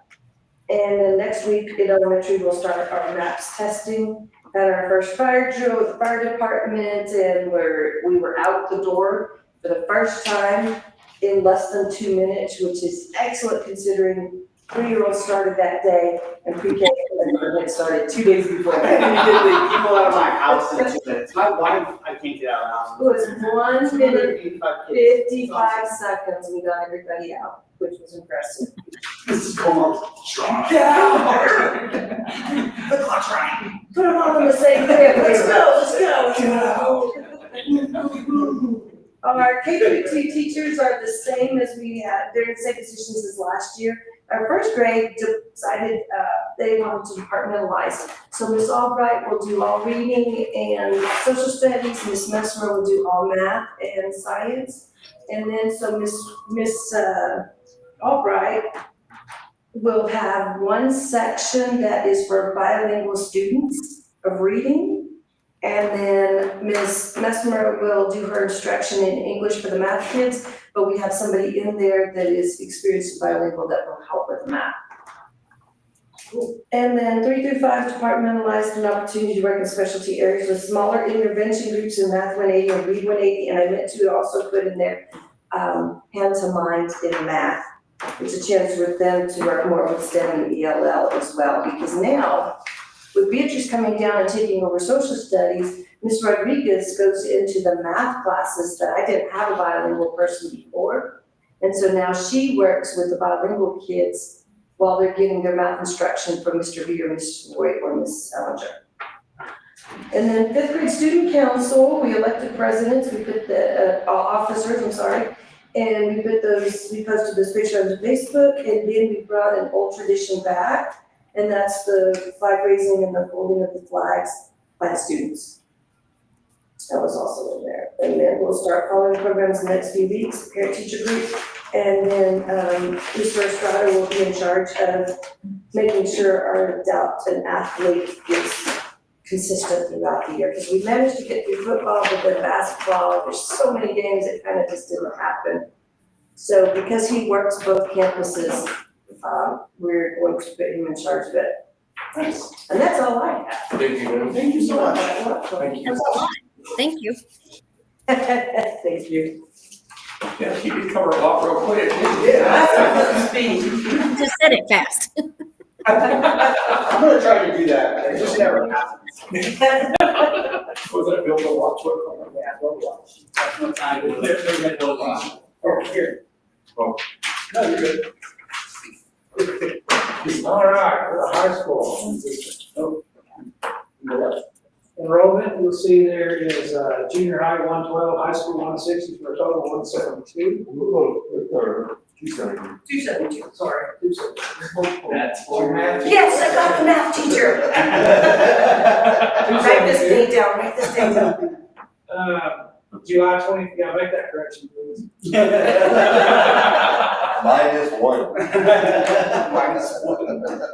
July 25th, we had a meet and greet with hot dogs and watermelon. This was an absolute success. We had approximately 170 kids pick up packets in this office before they and their families moved over to it. And there were so many people in here, it was packed all the way to the back wall, around, coming in here and out and down the corridor. Yes, and I had to redirect because they were trying to all line up right straight out the door in the heat. So I had to test and stay all around. And we did an introduction of all staff. Nice. August 5th, all of our core teaching staff received great training from AAIS on curriculum development. And we have implemented the math curriculum that was developed by Mr. Loftus, our staff last year. It's being implemented, I believe, K through 12. Yes. And so there, it's laid out to where they look at the calendar and know what they're supposed to be teaching that day in terms of the standards. So it's pretty neat. We should start seeing tremendous gains in math. August 13th, we conducted our first fire drill. Students evacuated the building in 1 minute and 30 seconds. All equipment worked properly. August 14th, high school football scrimmage got was at Hobbs. I was not able to attend that, but all staff and students I've spoken to said it was a success. Really, I felt like the coaches felt real good about it. I did get a text from our head coach that night that said, we have a group of coaches that are coaching their ASSs on. Who are, I should know this, I'm sorry, I don't know. Who are our football coaches, high school football coaches? Coach Satterrock's the head coach. Right. Coach Ross is the offensive defensive line. Mr. Lemon that was here tonight, he is coaching, I believe, linebackers, running backs, corners. I'm not sure the position coach. Right. But, Call them Candyman. and then, Mendez is coaching football. Okay. And Opus too. So 5, what's last year? Okay. There's 6, Coach Peacock's office. So Coach Peacock, yeah. He wasn't here this evening, right? No, he's not. But he was last year. He was here last year. Next night at 7 p.m., I believe that's already passed. There was. Fall sport / participant meeting to cover the MIA requirements. We have to have a meeting before each of your seasons with students and parents, know the rules and things like that. And then tomorrow at 5 p.m., the JV and varsity volleyball team will be taking on Ludington. Coach Simmons, I'm sure most of you know, had a knee replacement surgery and is unable to coach for a few weeks. So in the meantime, Coach Nieto, Coach Navarrete, and Coach Brown are all helping out. That's both junior high coaches and the JV coach. I also included a calendar. Hope you know that was a typo. I didn't actually add those. I feel bad now. You can add, you just can't type. There's a reason he's not teaching math. You don't use it, you lose it. Yeah, that's pretty good. You should also have a calendar. This is updated as of today. So you can go day by day and it should pretty well tell you exactly what's going on. You'll see the volleyball games tomorrow. This is Wednesday. We have a My Power presentation, junior high girls. Thursday, if you're a parent of a football player, you'll have a decals with dads at 5:30 and at 6:30. They're going to meet the parents. Or start meeting the Panthers and on the Facebook page, or on the weekly bulletin, I put Panthers / Lady Panthers. Friday, there's a 12 o'clock. Well, it says 12 o'clock a.m. because it's all day. But our girls are going to the Venus Invite for volleyball. And I don't know what the football games are on there. It's on the calendar, but didn't print. At 7 o'clock p.m. football versus Dexter here. Hopefully. At 5. Yeah. And then Saturday, we've got the junior high football and JV football versus Loving here. So we've got 3 games here this week. We get all the football we want. Anyways, look through that calendar for the rest. It should take us until the next board meeting. And stay with those weekly bulletins that I send out because things do change occasionally. Yeah, let me ask you real quick, does everybody get the parent square bulletins? Everybody get it, because I've been sending them. I get them. It's open and then just. Is it all right if I do what I'm doing on Snapshot of The the screenshots bulletin? better. Is that better? I want to make sure that's one. Yeah, that's the most important thing as far as staying. And we're gonna, I just don't want our business before the meeting, we're gonna go ahead and combine those and make a campus-wide, school-wide K-12 bulletin. Because a lot of times the elementary doesn't have a lot going on, there's plenty of days, so we're just combine them both, put them on one bulletin. Are we really doing caps and gowns in August? This is on your 25th. Yeah, the size, Yes. they'll get sized to order because they're that far out. That's crazy, okay. Letter jackets, rings, All that stuff. Wow. I can be 50 pounds different. Yeah. I was thinking, man, I'm sure that graduation on that. Any other questions? He's ready, he's like, I'm done. Extra motivation. Perfect, thank you. Any questions for either principal? No, sir, I don't have any. Thank you, folks. Should be a wonderful year. Can't give up on yet, we're having Mr. Snyder's report. I've got 3-4 pages. Hey, no. Next to the next one. Mine should be controversial. Mine is like things that have already happened, so. But anyway, upcoming dates, remember August 26th is candidate filing, if any of you are up. September 2nd will be write-in, and November 4th is the election. Those are the most important days of all that. The rest is how when you vote and stuff. So that's all the election dates. Regional NMSBA board meeting is September 22nd. Anybody thinking of that? Can call that. I should be able to make that, because I'm basically being called that. I probably met you here, so you mentioned. But, I should be. Or you know what day that is, what day is it? It's a Monday. I'll be getting with y'all before, just the registration and stuff.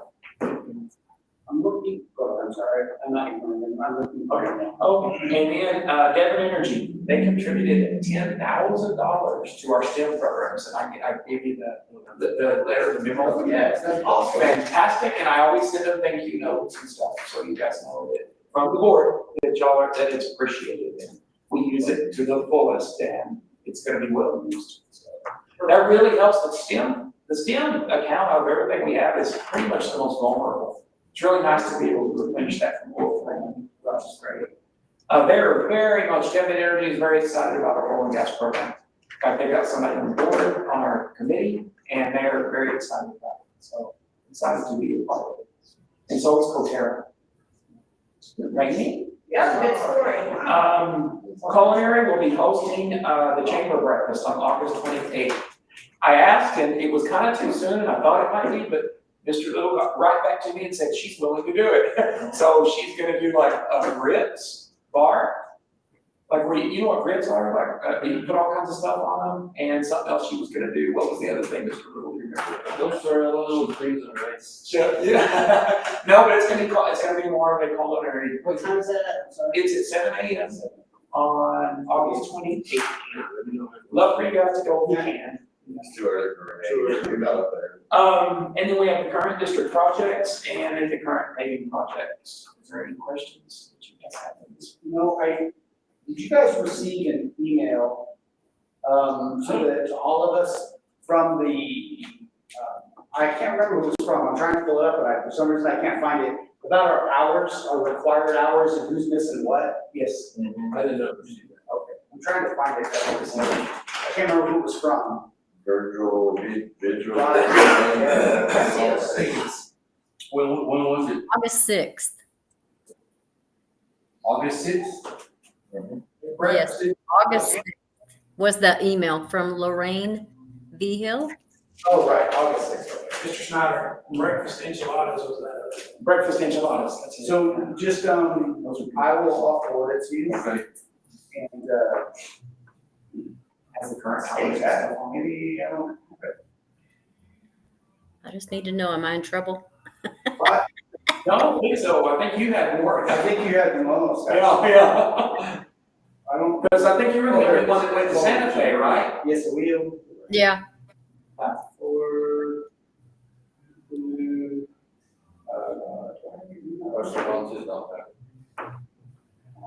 No doubt, just also ours.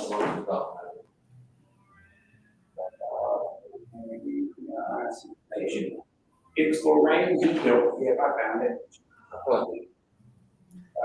Yeah.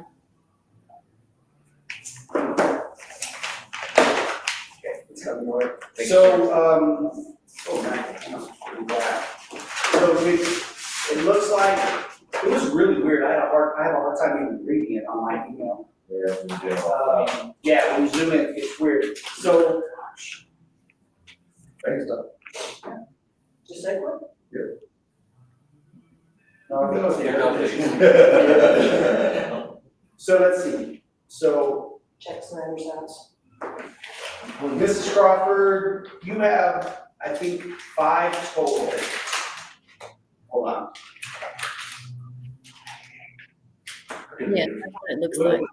All these. But that is confusing. It is, it's really strange. So I have 3, Mrs. Art is 0, Renee, 0, Mr. Trout is 3. So, now what does that mean for us? Just, you'll have to print out the email, did you get it, Mrs. Crawford? Yes, sir, I did. I'm looking at it. Yeah, it's all broken down into categories now, so you can't just look at it per hour. Anyhow, so, So instead of cumulative, each category you have. yeah, Right. so, yes, exactly. So the, regional meetings, there were 3 hours of training, and what counts for the mandated training, that is one of the things that counts, just so you guys know. Mm-hmm. So let's see, there's the fall meeting, spring meeting, the annual convention, Our teacher for. and then the, Spring, I think. which is the other, the law conference, those are the ones we generally hit. So we're gonna have to. Isn't the one in Albuquerque going on? What month are we in? Yeah, it'll be in, November. It's usually, That's one we went to last year, right? yes, it'll be in the, it's usually the first week of November, is that right? I guess those are in the first part of November. You'll be getting notices and then we can do it. Deer season, I know, right?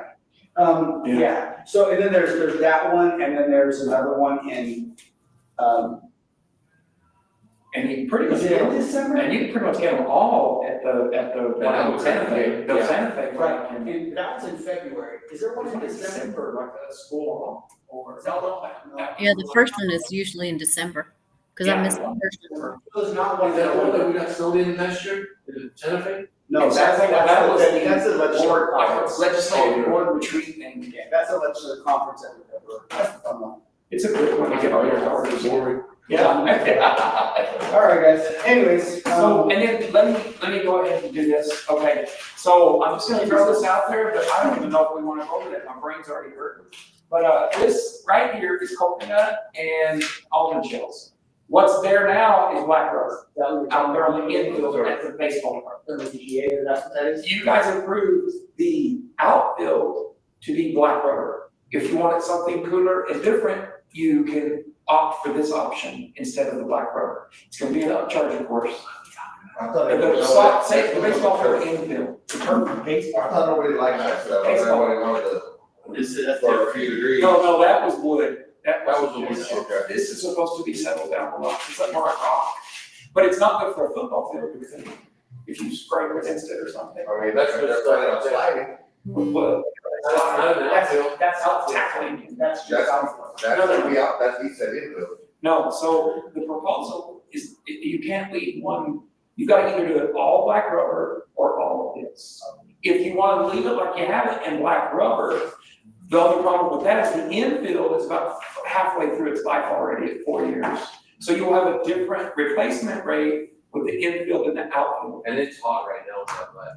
It is out there, yeah, and when you're standing there on a field, it's not like tackle, it's not like things, that, you know, that like the same drill, things that they do. This is more common on a baseball field than it would be for football. It's why.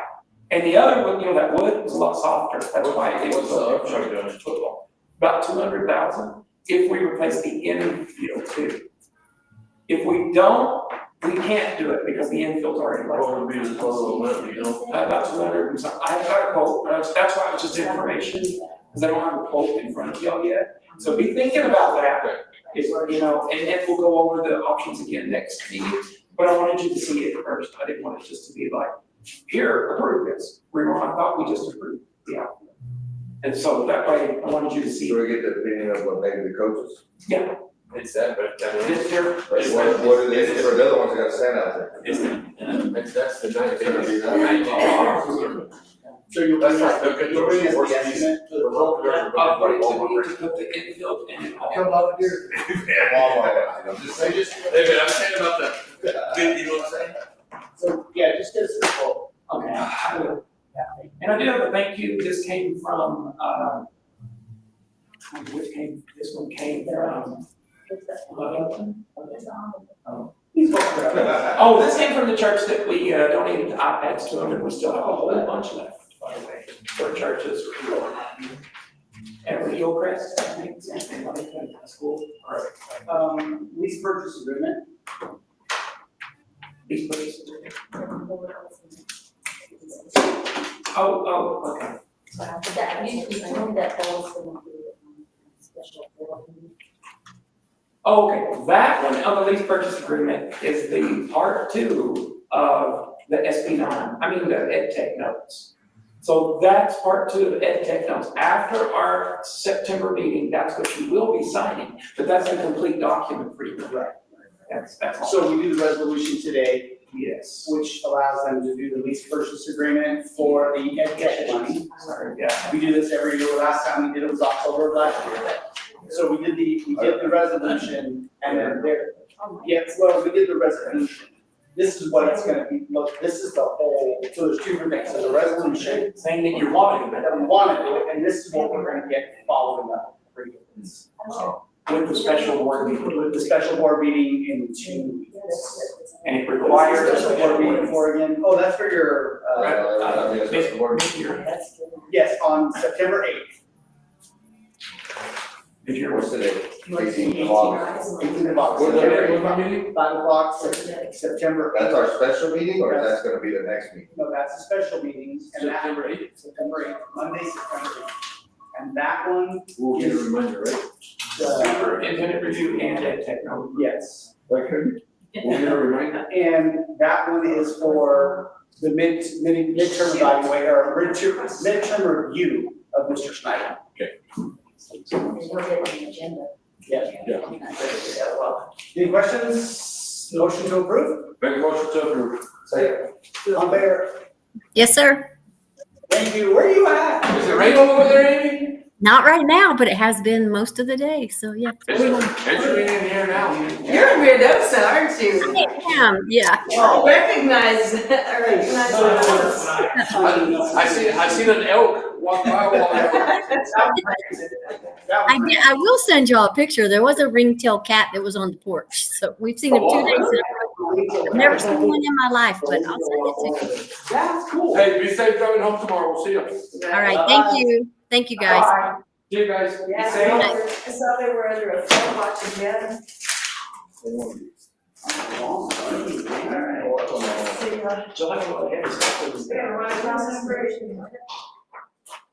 Oh, everybody else thinks I'm so fast. It has to be a me thing, it must be. I really wonder if they discuss things the way they should. I don't know. When you know what, a lot of people go get out in an hour for a board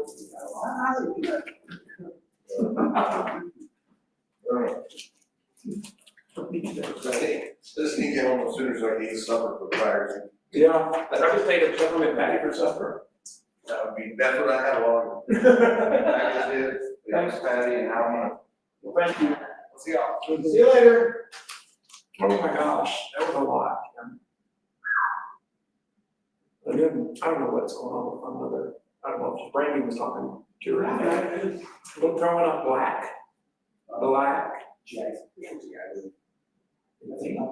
Do you think it could be anything to do with her hernia? Because they Well- had a hernia, they said. But what's causing that? So did you I'm sorry, I don't mean to bring that up, but all day long, and then I had to do the bus route for ARC this morning.